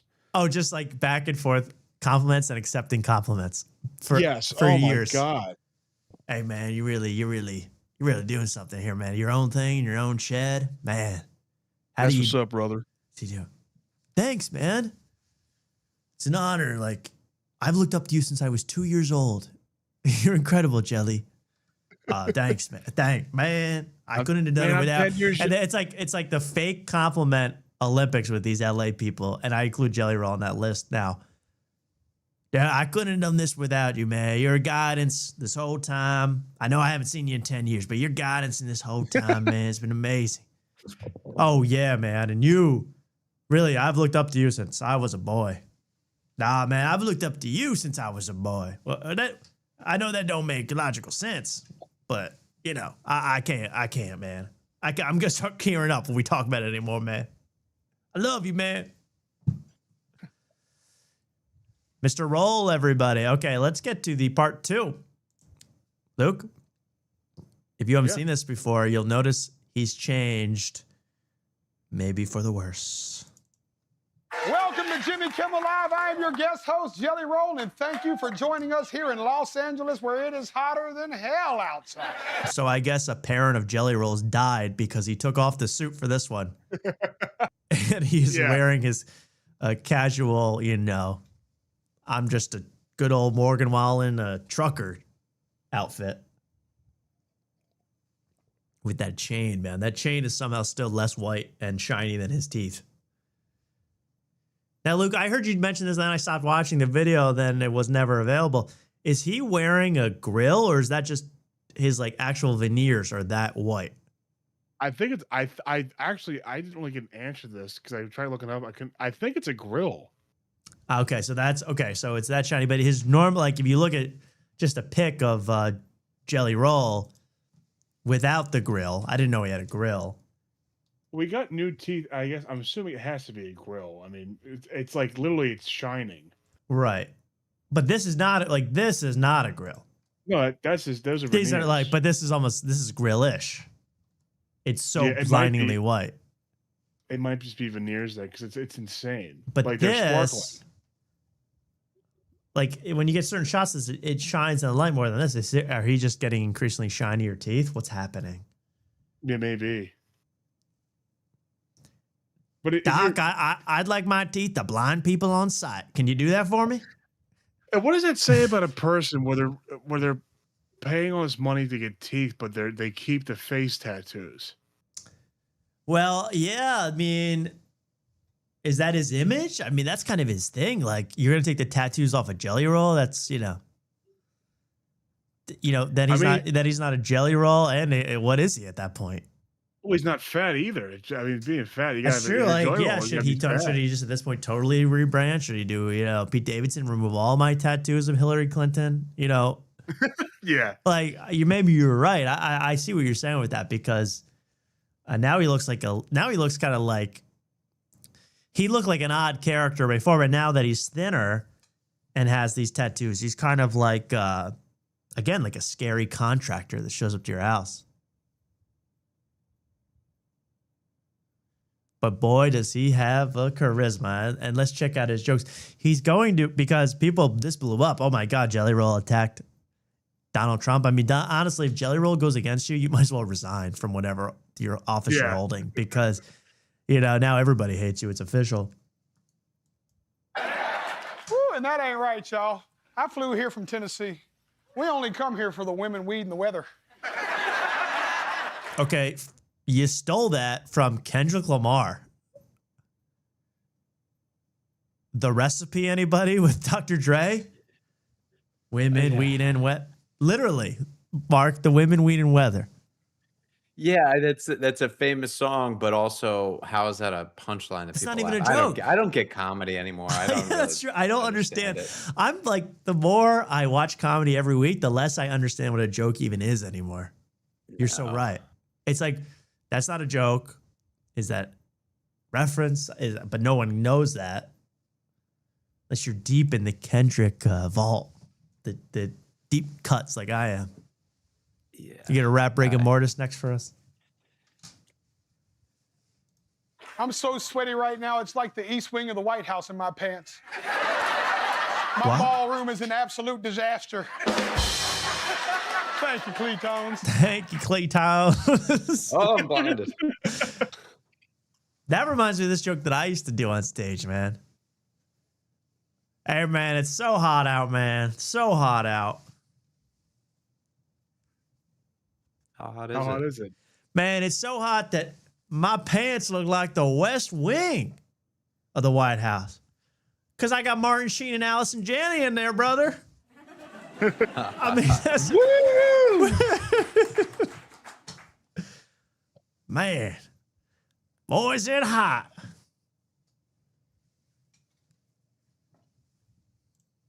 You know what? I did a couple of jokes like that last night in case y'all didn't hear about it. And I heard. it's because I'm hosting a damn late night show. That's where you talk about the news and you make jokes. But I guess apparently because I did it, it really messed with people's heads. This was actually a headline, y'all. The y'all, man. I can't get it. I can't. I can't. Anyway, it's like Jelly Roll shocks the nation with his anti-Trump joke. Jelly Roll stuns Jimmy Kimmel Live audience That with a bunch of multiple people that were asleep and left their TV on saw. jabs at Trump. Didn't see this coming. That's not funny. It's not a joke. It's a headline. I have to say, as a former felon, a drug dealer who has lost 300 pounds, has tattoos all over his face. Drug dealer, yes. You rock people for drugs. Yeah. Yeah. Great. Brother, send me some. And won 3 Grammys. 3 Grammys, brother. This is the weirdest thing I've ever done to stun people. What a turn of events. When I paralyzed that guy by hitting him with my car, I stunned him less than I stunned the nation last night. Yippee! Yeehaw! Who would have guessed I'd get in more trouble with the president than Rosie O'Donnell? I love you, Rosie. Thanks for having my back today, baby. By the way, I'm less shocked. Like, if you told me 4 years ago that Jelly Roll's going to turn on Donald Trump and lose 300 pounds, I'd find that more believable than Jelly Roll saying on national TV, I love you, Rosie O'Donnell. Shout out, Rosie. You love Rosie. I mean, I said in my video, I said this would be perfect for like a segment on Full Frontal with Samantha Bee in 2016. This would be perfect for that. Yes. Oh, but yeah. it's and it would be horrible then. It's even worse now. It's 2026, folks. It's like we're gonna do Donald Trump is dumb. You know, Donald Trump is stupid. You could say he's like a pedophile now, and people would agree with People you. shrug but their they don't- shoulders if you say that. They're like, yeah, I know. Yeah, it's like you're gonna attack him for what? For getting mad at you on Twitter? At best he's protecting the world pedophiles, and nothing's being said about that on this show. But they're like, oh, but he made fun of fat people. It's like, Yeah, that's why he's cool. That's why people like him. Right. Exactly. That's so true. Exactly. Yeah. The making fun of the disabled. That's why people love Donald Trump. You know, that's not the everything else. But the ballroom That to me is like when I hear jokes about the ballroom, I want to crawl in a hole. Oh, it's horrible. Oh my God, the ballroom. For God's sakes. We're in a war, ladies and gentlemen, and they're talking about a ballroom. Makes me sick. But folks, it's what I do. I surprise people. I hide in closets all the time, man. I stun folk. Some folks online were upset that I didn't treat the president with reverence and dignity. But I want to remind y'all that I go by the name Jelly Roll. I don't even treat myself with reverence and dignity. So like he doesn't even own the making fun of Donald Trump. He goes, no, I'm just telling jokes up here, folks. I don't mean nothing I'm saying. I just joke, man. You know me, Jelly Roll, comedian, funny man, absurdist, man. satirist. You know me, Jelly Roll. I'm working blue, brother. Calm down. Yeah, man. I mean, dadgummit, they've been comparing me to Jonathan Swift. I mean, I'm a master satirist. I'm Jelly Roll, man. Of course I joke about the president. This cop-out is crazy to me. I mean, Mark, you seem to have given up on everything. well, I mean, I hate to say this, but it's like if this isn't the bat signal for Red Bar to make a comeback, to see Jelly Roll on late night television like that alone. No, should it's a sick world we're living in right now, and it's an ugly scene here. And soaking up the love, man. I mean, soaking it up. One day I looked in the mirror and said, you, my friend, are a pastry. Frankly, I think most people were just surprised that I had any opinions at all. They see a guy that looks like me and assume the only opinion I have is whether I prefer my meth crystal or classic. Yeah, that smile, man. That damn smile. Just so fake. So I just can't. I can't. I really can't. I didn't really know much about him, and then Redboard made a video about him, and I don't know if you guys saw this. Like he was trashing Redboard was trashing Jelly Roll, and the Jelly Roll YouTube page comment goes, "Man, you had me laughing, brother. Funny stuff, man. That's hilarious." Like, and it's like, oh my god, like. You are so fucking fake. I know. It's that, and it's like, yeah, you're right. And then it's this where he goes, man, I'm surprised myself that I have any opinions of my own. I mean, that's shocking to me that I have any. I don't, everyone thought I had no spine, but they're shocked. Yeah, I didn't notice that. They're shocked that I have any opinions of my own, and I'm not just an industry plant. They're crazy. So yeah, we are all a little shocked that you would make any sort of statement about anything that the writers told you to say. Dadgummit. Man, I'm just a man, going through a divorce with my wife, Bunny. Bunny. Bunny voted for Jill Stein. She's got opinions, lady. She's got opinions, girl.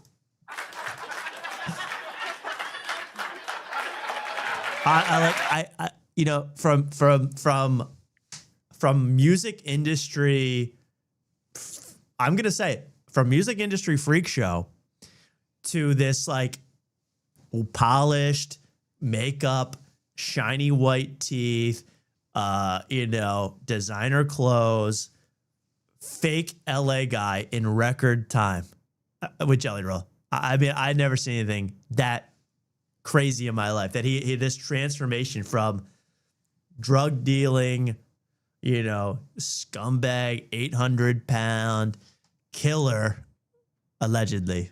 I just made that up, but allegedly into Hollywood schmoozer with no opinions of his own and just wants to talk it up with Guillermo on Jimmy Kimmel Live. I mean, that's an evolution of a person. If there ever was a person. It's so pathetic. It's like, but it's like, give him credit. Give him credit. It's like, you're right. He did it in record time. Yeah, seriously. Like, it's crazy. And now when you think of Jelly Roll, you think of like Hollywood Big shot. Jelly Roll. It's like sick. Hollywood music producer with designer teeth. Jelly Roll.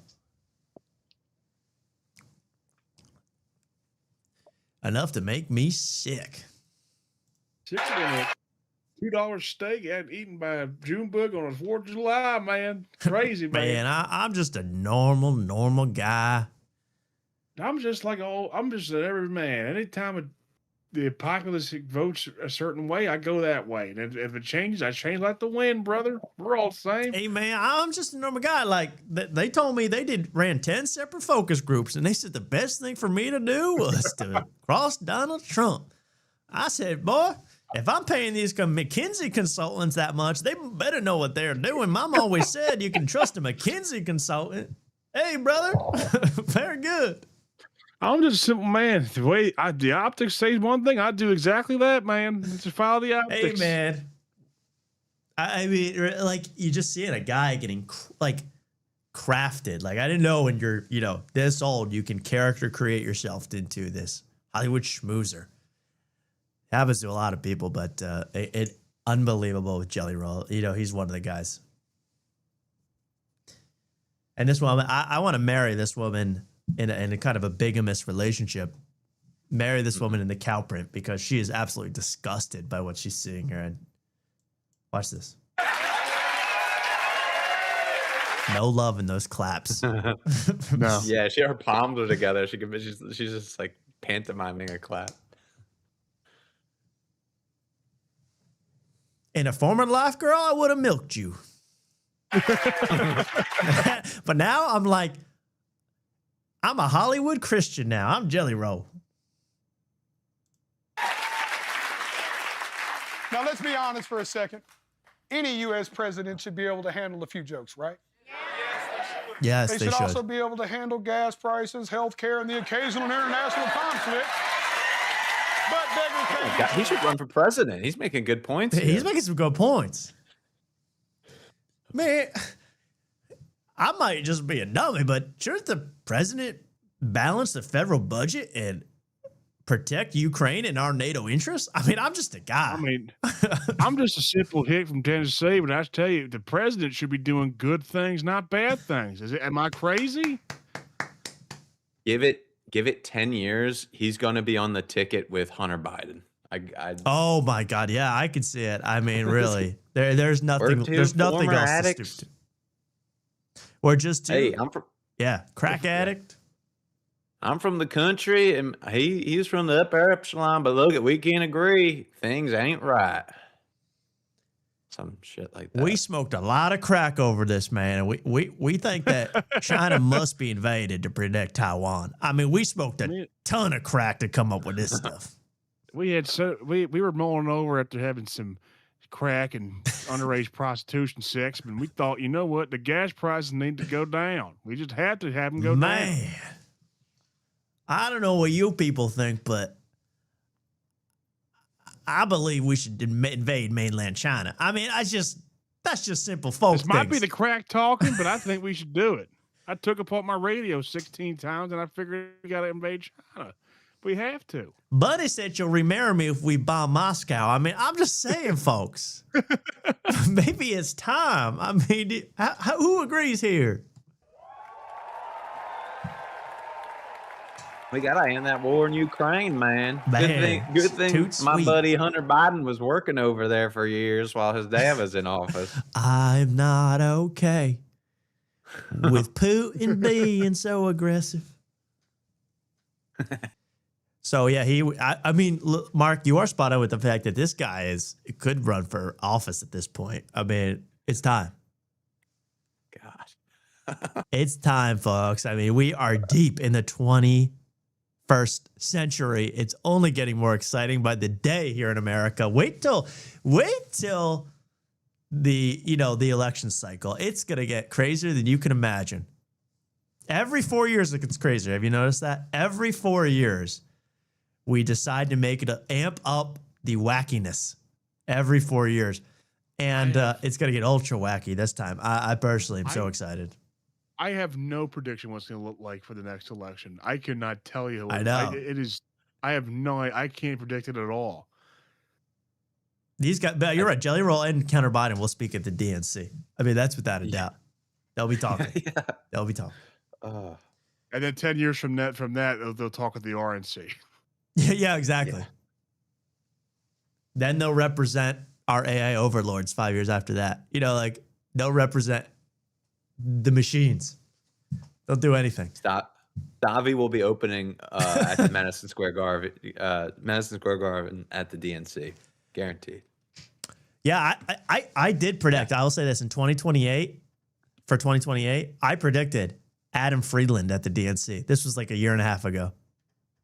I could see that. I mean, no doubt. I feel that happening. I feel it in my bones. So, like John Hussif, like, are you like pissed off at Donald Trump or something? Like, you pissed? Yeah, I can see it all coming down the pipe, man. It's gonna rock your world. But yeah, Jelly Roll, welcome to this revolution. Welcome to this, welcome, man. You're welcome on the team anytime.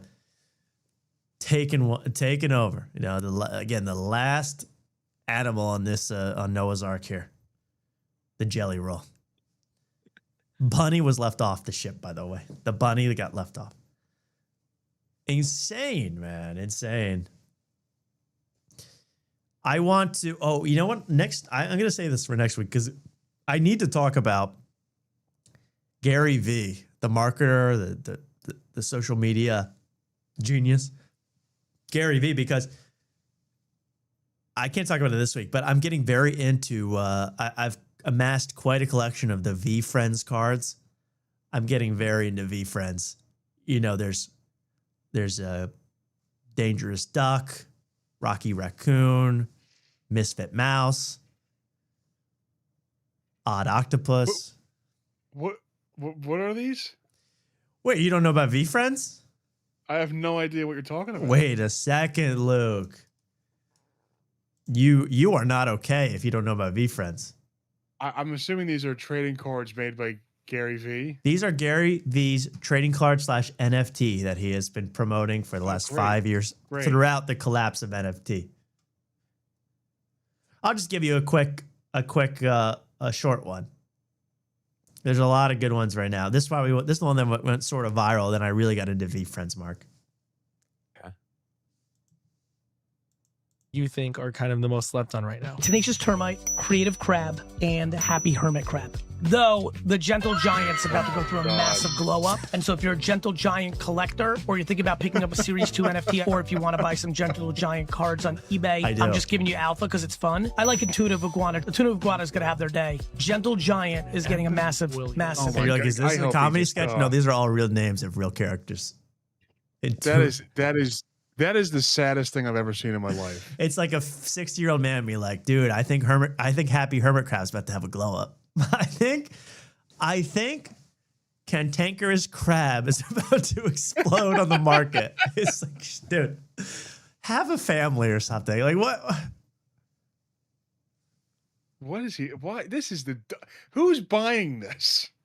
We got to get into this next week because I'm so into this. Like, wait till we say, he goes, wait till he says massive glow up. Massive glow up. He goes, Gentle Giants is about to go through a massive glow up. Gentle Giant on eBay is selling for like 65 cents. It's like a massive glow up. Like the Gentle Giant, these are some of the best characters ever created. I could come up with them all day. I love the V Friends. I want to come up with new characters. So we'll get into that next week, certainly, because I need more research. You know, I need to finally get my hands on a PSA Bashful Bat. A PSA 10 Bashful Bat. I need a Krabby Croc. We're going to get into it next week. That's very exciting. I love Gary V Friends. Now, before we go, I feel like we never show like this, but how could I do it any other way? It's time for a certain show called We Might Be Drunk.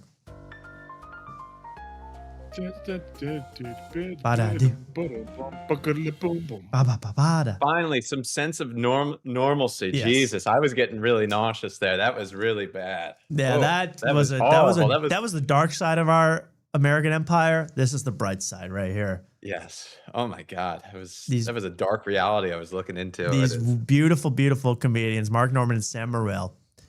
And thank God for us, they did another solo episode.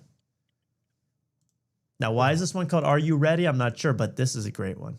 Oh, they explained Oh, it. yeah, it's right? an Of course they X-Men, did. or what is that? Conclave. Conclave. That ending sucked. So Really? I just skipped to a random part. You can see how this is the typical or something. stuff. But let's go back to the beginning. Because Mark, this is funny for there's one really funny line that I got a clip I got to use in my life, but I've started using this phrase in my own life. But let's watch the intro.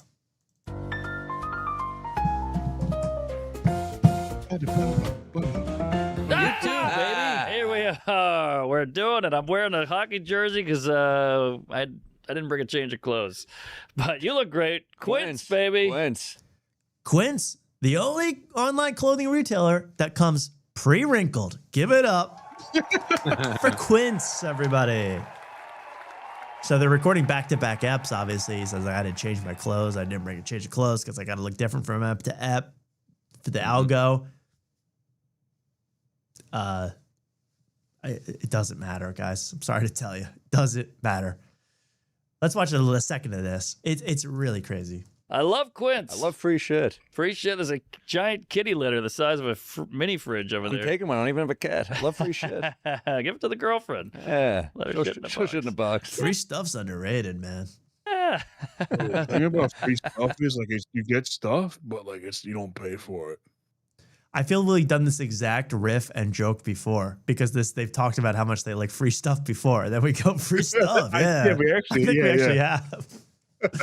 But it's just like I feel like I'm living a loop with these guys. But let's see. What I wanted to see was this. This is so good. You guys are gonna get mad. So this show, they instantly, like within 3 minutes, they're pulling up stuff on the Google. They're asking questions, who was the first president, stuff like that, stuff they got to figure out. And then they start talking about fast food. And I just thought this was funny because these two, cannot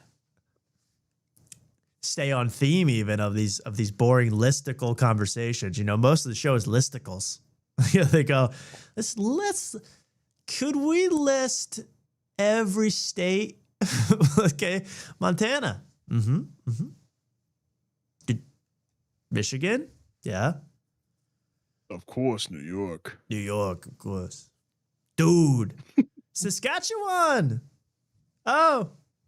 Google that for me. Is that a state? Oh, province.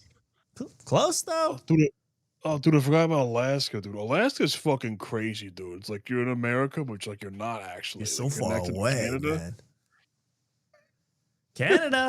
Canada don't. Who cares? All right. I mean, I'm just curious. I think Shake Shack's better. Way better. Way better burger. They got beer there. Yeah. What's your favorite fast food burger? I'm a Wendy's cunt. Wendy's is good. Worst pick of all time. Your favorite fast food burger is Wendy's. Regardless. Yeah, I'm joining their conversation. Fast food burger. Wendy's is horrible. I'm a Wendy's cunt. Wendy's is good. I like Wendy's. That's tough. Chick-fil-A is solid, but that's kind of burger? cheating. That's not a burger. Oh. Dude, but I it's guess like I'm just- chicken as a burger. You know what I mean? It's like, chicken with does that count as a burger? Google that for me. Well, it's on bread. It's like a sandwich, so I kind of get it. Ah, And it's you're a right. meat. You're right. Yeah, you're right. You can put ketchup Yeah. on it, mustard, whatever you want, like a burger. Pickles. It's like Pickles. pickles. And it comes with fries, like a burger. Yeah. Dude, I like to do at Wendy's. You get the frosty. You dip the fries in the frosty. It's the perfect thing. It's great. You ever did the burger in the Frosty? Good. You think it wouldn't be good because it's like cheese and beef and chocolate, but dude, it fucking hits. Here's a hack. Go to In-N-Out. Ask for the animal style. Not in the menu, but it's a killer. You might have to look Wish that they up. built an In-N-Out in New York. There's not one in New York, but I wish they built one here. Dude. Did you watch this episode? they literally said They that. literally talk about that. No, I didn't watch this.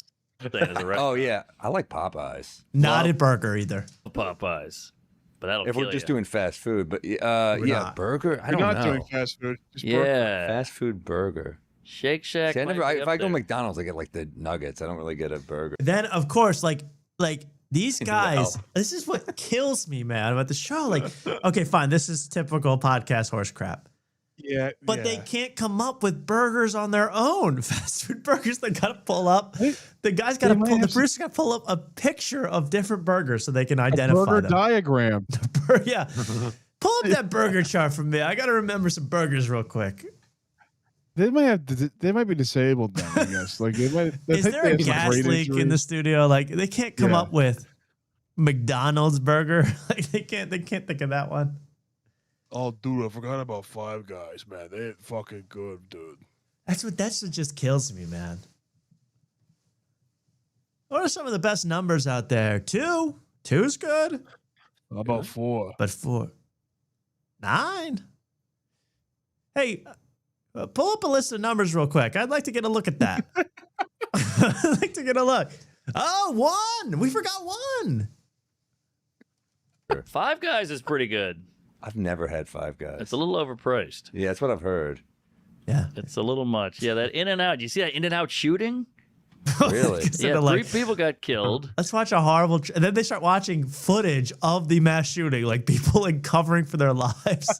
They're like, oh, dude, that's messed It's up. stuff like that, which makes this podcast the best podcast in the world. It really is. And a guy came in with a gun and stopped the guy. So another guy with a gun saved the day. In California? Yeah, no, Guns it was are in good. Idaho. In-N-Out shooting. Gunman killed 3 people, injured 7. Started shooting people in the line. Well, that line doesn't move. This happened like 8 hours ago. They're like, well, get up. Let's riff. Hey. They're like watching the mass shooting, like in the middle of the mass shooting. They go like, don't forget Burger King. That's a good one too. They start watching like people like huddled for their lives, like, you know, like climbing over each other. It's like horrifying. And they're like, ooh, that's bad. That's no Dude, good. imagine how insufferable they'd be if they had this podcast. Like they started doing this podcast in 2001 and 9/11 happened. Oh my god, dude! Did you see the Twin Towers went down? It's fucking nuts, dude. I know, it's crazy. I know. What happened? Dude, it's just sad, man. Like this is New York. Like tragedy. It's that crazy it happened here, you know? Yeah. Definitely a tragedy, but wonder what they're gonna do with that real estate. Just saying. New York's a pretty big place for economics. They love building. Maybe they should put a Fuddruckers there or something, dude. That'd be great. Dude, I've never had Sizzler. Could they put one there? Yeah, so anyway, they start watching, you know, look up top 10 mass shootings for me, will you? Check out what's going on with that. From the chat, thank you. No sympathy at all for the mass shooting. They're just like, dude, that looks bad. That looks bad. Louis had a good bit about a shooting. I forget which What one. was that again? Oh. All right, Mark, wasn't there something else good? Come on, help me out here. Well, you wondered why it was called what's this called? Are you ready? Don't you want to hear the title riff? Yeah, how I always like to find out how a podcast came up with their wacky name. You have to watch the title riff, and then you got to see how it transitions. It's great. It's Okay, at 58:30. 58:30. How did they come up with the phrase "Are you ready"? Let's check it out. Now it's a peeve. Ooh, it's a little peeve. That's a big one. Okay. Oh, how about this one? I hate this guy. This guy drives me crazy. The guy who keeps asking if you're ready. You know, he goes, oh, man, you're not going to believe who I saw yesterday. I'm like, oh, hit me. He goes, you ready for this? I'm like, I'm ready, baby. Who'd you see? You sure you're ready? Are you ready? I'm ready. We're ready. We're all ready. I don't really even give. And a by the shit way, that it's never Bill Cosby. It's never huge. I know exactly. Just Steve, and like that's it. Yeah, I buckled up. I know. You told me to be ready. The peeves on this show. They love doing peeves. Like the peeves are getting more and more like ultra specific, but yet like I don't know how to put this. Like they're not even peeves anymore. Like they're just like things that someone said to you, sort of, that no one really. I know. Well, it's after one of the weekends he did. Could you imagine being the guy that's like, oh, he didn't like that? Yeah, when gonna I bring said, it "Are up." you ready?" Yeah, now he's bringing it up. I hate douchebags that say, "Are you ready?" Jeff dies at home crying. But like, but I'm saying the peeves are getting so general. Like it's gonna turn into like they're gonna run out and just be like, I hate when you're at Starbucks and they say, "Order for Mark." I know. I put in the order. It's like these are so general. Like they're just everyday occurrences. How are you getting annoyed by this? Stuff like that makes me laugh. But are they going to transition out of this, Mark? Is that what we're waiting? Yeah, keep playing. Well, you watch the whole title riff. Come on, this is the big. My bad. Wet. I'm lubed. You ready? You ready for this? You ready for this dick to get your ass? Yeah, bring it on. I fucking hate that you ready. You sure you're ready? You should be going the other way. You should go you down. Should be lowering the bar. Lower the bar. So that way I'm really dazzled. Right. You're setting me up for disappointment. That's true, because it's never that great. You're right. It's never that good. Yeah, good point. All right. You won't believe who I fucked the other day. Who? You ready? I'm ready. You ready? You know what? I'm not ready. Give me an hour and a half. All right. Then I'll be ready. Let me take a shower. It was my girlfriend anyway. It wasn't good. I was going to say RuPaul, but it wasn't. What else? Can I give you a rec? Oh, please. Oh, good. I watched Look at the his entire series of the Sarah Silverman program. Whoa. Silverman show. That's a whoa. That's a whoa. Yes. No, I just love how they like completely run out, and then they both go to Right the to the phones.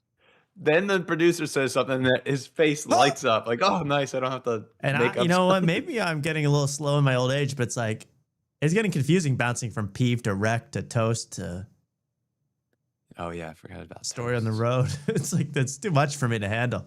You can't skip from, the podcaster's code said you can never skip from a peeve to a wreck that quickly. That's way too quick. You watched a 20-year-old sitcom on Comedy Central? Oh, whoa. Whoa. Okay. Well, interesting. It's something else amazing to say about this. Wait. What else? What else? Exactly what I'm Can I thinking. give you a rec? Oh, please. That light, man. The light in his eyes at a wreck. And Is by there the way, any Morel? Sorry. no, I was just gonna say I want to hear what you have to say, but the phrase, you know how Sam Morril's into noir movies? Mm-hmm. He's leveled up because now he wants to see neo noirs. I mean, it's all about. It's like, dude, I was watching True Detective, kind of like a neo noir. Everything's a neo noir now. No, he's not into noirs anymore. He's into post noir. I'm amazed at this show. Oh, every week it still gets me. I still go, I cannot believe you guys. Is there any Morellisms this week? I mean, I have there one. was- It's not a Morellism, but Oh. it's a very funny phrase. Okay. You guys want to hear that? Oh yeah. That I've been saying to myself all week. Sam Morril gives us a gem here. Let's take a look. You guys want to wreck? Seinfeld seasons 1 through 9. Just watched it the other week for the 8,000th time. Because we're on the phone, we're going back and forth Oh, because of a yeah. director dropping out Uh-huh. of our thing, and we're figuring out who's the next one, and we're talking about the meetings, and we're kind of going back and forth, and we're into. Oh, we're wait, I got the wrong time, but it is interesting that their movie, the director dropped out of the We Might Be Drunk movie. I wonder Yeah. why. Well, I don't know. I feel like it's these guys' schedules. Like they never want to do anything for the movie. They're always out. I think the director's fed up, in my opinion. No, they mentioned it was over money. Oh, well. Yeah.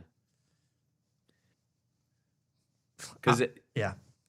Yeah, they allude to it earlier, and then at the end they keep talking about it. Yeah. So Oh, it's the clearly money on problems. their- Okay. Well, on their mind. that happens on a set. Yeah. That's a bummer. It was. It's kind of why they. It was Spielberg too.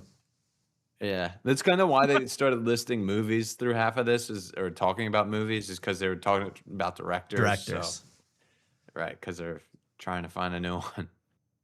Look up that Tarkovsky queef. See if he could do this one. I can't wait to see this. I'd like to direct the movie personally. First order of business: fire Mark Normand, hire Jeff Dye. Yes, for the role of Mark Normand. All right. Anyway, I'm so sorry. Here's just the funny line I've been saying all week, guys. Let's hear it. Oh, here's a fucking another girlfriend peeve. Uh-oh. And it's like indecisiveness is really the peeve, but it's like she was going to cook for me, which is very nice, but she can't decide on what it's going to be. Yeah. And you and I are in the middle of like having a panic freak out because we're on the phone, we're going back and forth because of a director dropping out of our thing, and we're figuring out who's the next one, and we're talking about the meetings, and we're kind of going back and forth, and we're being our own indecisive, but it's over a big thing. Sure. She asked me 42 times, chicken or fish, and I go, it doesn't matter. She goes, well, the chicken. This is the positive. The chicken. I was like, either way, I'm happy with whatever you make. And she goes, the fish, it might be a little healthier. He's so pissed at his girlfriend all the time on the show. He's always like, she's trying to make me food. I'm like, shut the hell up. Trying to find a director over here. I'm trying to do man stuff over here. Chicken or fish, I'm thinking Tarantino or Spielberg for the movie. This is real important decisions. Here it is. Here's the line, though. But that was just a look into the world of Sam Morril. Here's the line. I've been dying to have you here. Review the tape. Yeah, that's tough. See if I have any other peeves. I think I do. I'm peeving up a storm lately. I've been saying that to myself all week. Every time I get annoyed by something, I go, I'm peeving up a storm lately. I'm peeving my balls off over here. Peeving. I've been peeving. Watermelons. What? Isn't that Beyonce song? I've been thinking. I've been hanging. Watermelon. Drinking. I've been peeving. I've Me been on the walls. Right, I got you. Okay, that was good. Don't want your fatty daddy, baby daddy. I want you. Nah, nah. I've been peeving. This show makes you fucking stupid, man. It really does. It's lowered my IQ, but I love it. it, man. But peeving up a storm recently. I've been peeving up a gumbo recently. Well, that was I mark anything else. I mean, this was awesome. That's all I had. I mean, I agree with Luke. It does feel like I'm making me stupider at the point where it's all just becoming the same to me. It is like, I feel like I'm worried that the audience of this show after tonight is like, are they in a coma by the time this stuff comes on? Because I hope you guys enjoy this, because to me it's interesting, but I worry that it is monotonous. It's like, because it's the same thing every week. Yeah. And that's not our fault. Maybe it is, but they're part of it, you know? And every week for the last like 2 months, I've been saying, I'm done talking about them. It's not funny anymore. It's crazy. But every time they pull me back in with I've been peeving. I've been wrecking recently. Wrecking Ralph. Whoa. So there we are. We might be I want to know what the people think, honestly, because I'm worried that it's too much. Yeah. Too much. I actually have the Kanye song now in my head. The FML song. Yeah, from Pablo. I've been done, peeving, done. Oh. You know that song? Yeah. I might as well go ahead and peeve my life up. Yeah. That's good. That's a lot of uses. We need a lot of parody songs now. Mix in some digital social. I agree. You know, there hasn't been much since Def Noodles fought that Israeli Mossad agent. Hasn't been much. The Caligari sisters too. I tried to look in the Caligari sisters the last couple of days because I'm like, these people in the chat are ravenous for Caligari sisters content. I'm not kidding. One of their most recent uploads, this is interesting they are. The Caligari sisters, their most recent upload or something like that was we went in for an allergy test. Gone wrong. I'm like, is this? It was like 3.2 million views. It was like insane. But they literally just went in to see if they're allergic to any substances. And that was what went wrong. They were in the doctor's office throwing stethoscopes at each other. I love these sisters. Tom, we need to get back into that podcast where it's the guy from Tom's Shoes. Send me. I don't even know what that show was. Yeah, that Send it guy to who me. interviewed Matthew McConaughey and stuff. Yeah, he's great. Yeah. The Tom Shoe, or I'll he, watch actually, some you know, of he that. didn't interview Matthew McConaughey. He acts like Matthew McConaughey. Yeah. This guy's great. He's the guy that, you know. What else did he do that was so funny? He had he wore that big hat. That was it. He wore the big hat that gives him powers. That was right. Yes. But there's a lot more to that guy. So yeah, we're gonna get into the weeds here. We might be drunk. I might need to compile things from several weeks of We Might Be Drunk and then present the best. Because week to week, it's like working a full-time job. Talking about We Might Be Drunk. Honestly, I listen to this on Wednesdays, so my moralism is fresh. But like, honestly, today I was full of energy at work, and I turned this on, and at some point, like I did, like doze off, and Yeah. like, It's easy, man. It's easy, especially Yeah, where you know it's it. hypnotic. It's like they're gonna talk about noir or neo noir. That's been the most exciting development in We Might Be Drunk in years. That Sam's now into neo noir, not noir. Yeah. His genre, he switched micro dramas. which I don't even. What is neo noir? I don't even know what that is. I don't think Sam knows either. Okay, thanks. It's noir upgraded, noir 2.0, you might call it. Big Lebowski is a neo noir. There's nobody better. It's actually the Matrix, but I call it noir now. Yeah, right. It's like the Matrix in black and white. Neo noir, get it? YouTube, baby.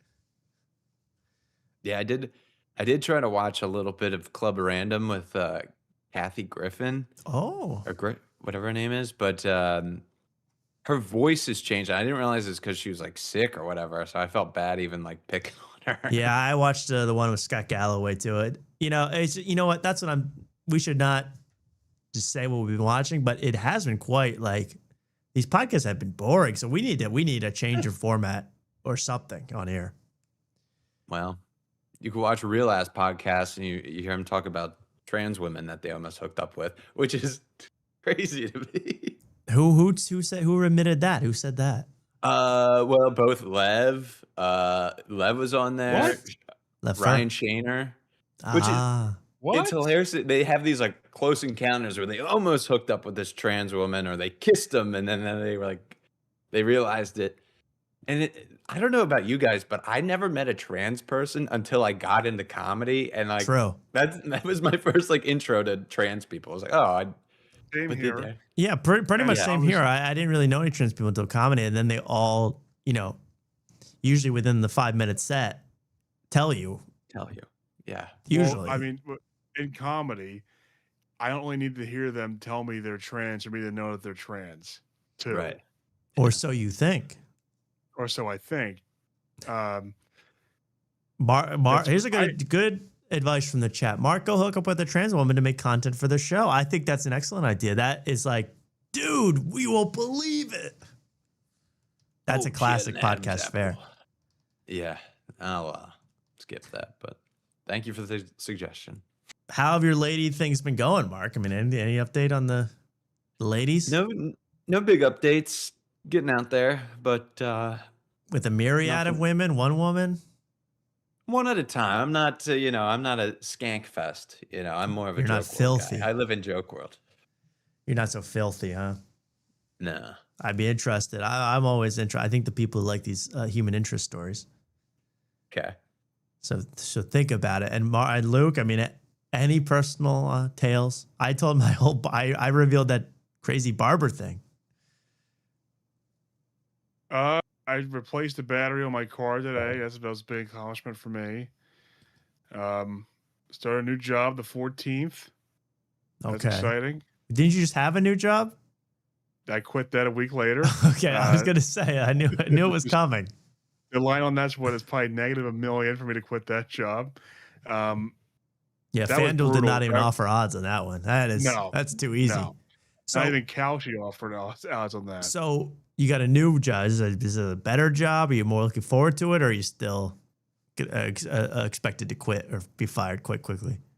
Well, it's a temp job. Okay. Before I find more like a more full-time job. Temp jobs are great because you can really not care.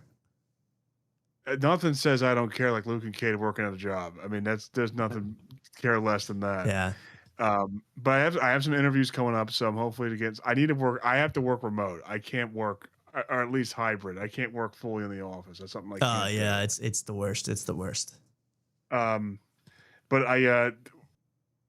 this really freaked me out because that temp job was 4 days in the office, 1 day remote. But that's not remote. That's not hybrid. 4 days in the office. Yeah. So I was driving an hour there, and it's like the drive down isn't bad. No, but the drive back is like worse. Oh, you want to die. Yeah. So my first day there, like it's just like I'm thinking like I can't do this sucks. I can't do this. And I'm the type of guy where like every hour I go to the bathroom for 10 minutes just to decompress and just to get, I take a 10-minute break every hour. I guess that's pretty wonderful. Bad to do that. Yeah. I love hearing that, man. I love hearing that. So it's like I was like, but then the one time, like at like 3 o'clock, I go to the bathroom, and I go to I use the bathroom. The one handicapped toilet is just covered in blood. Oh my god! And I was like, what the fuck? I was like, okay.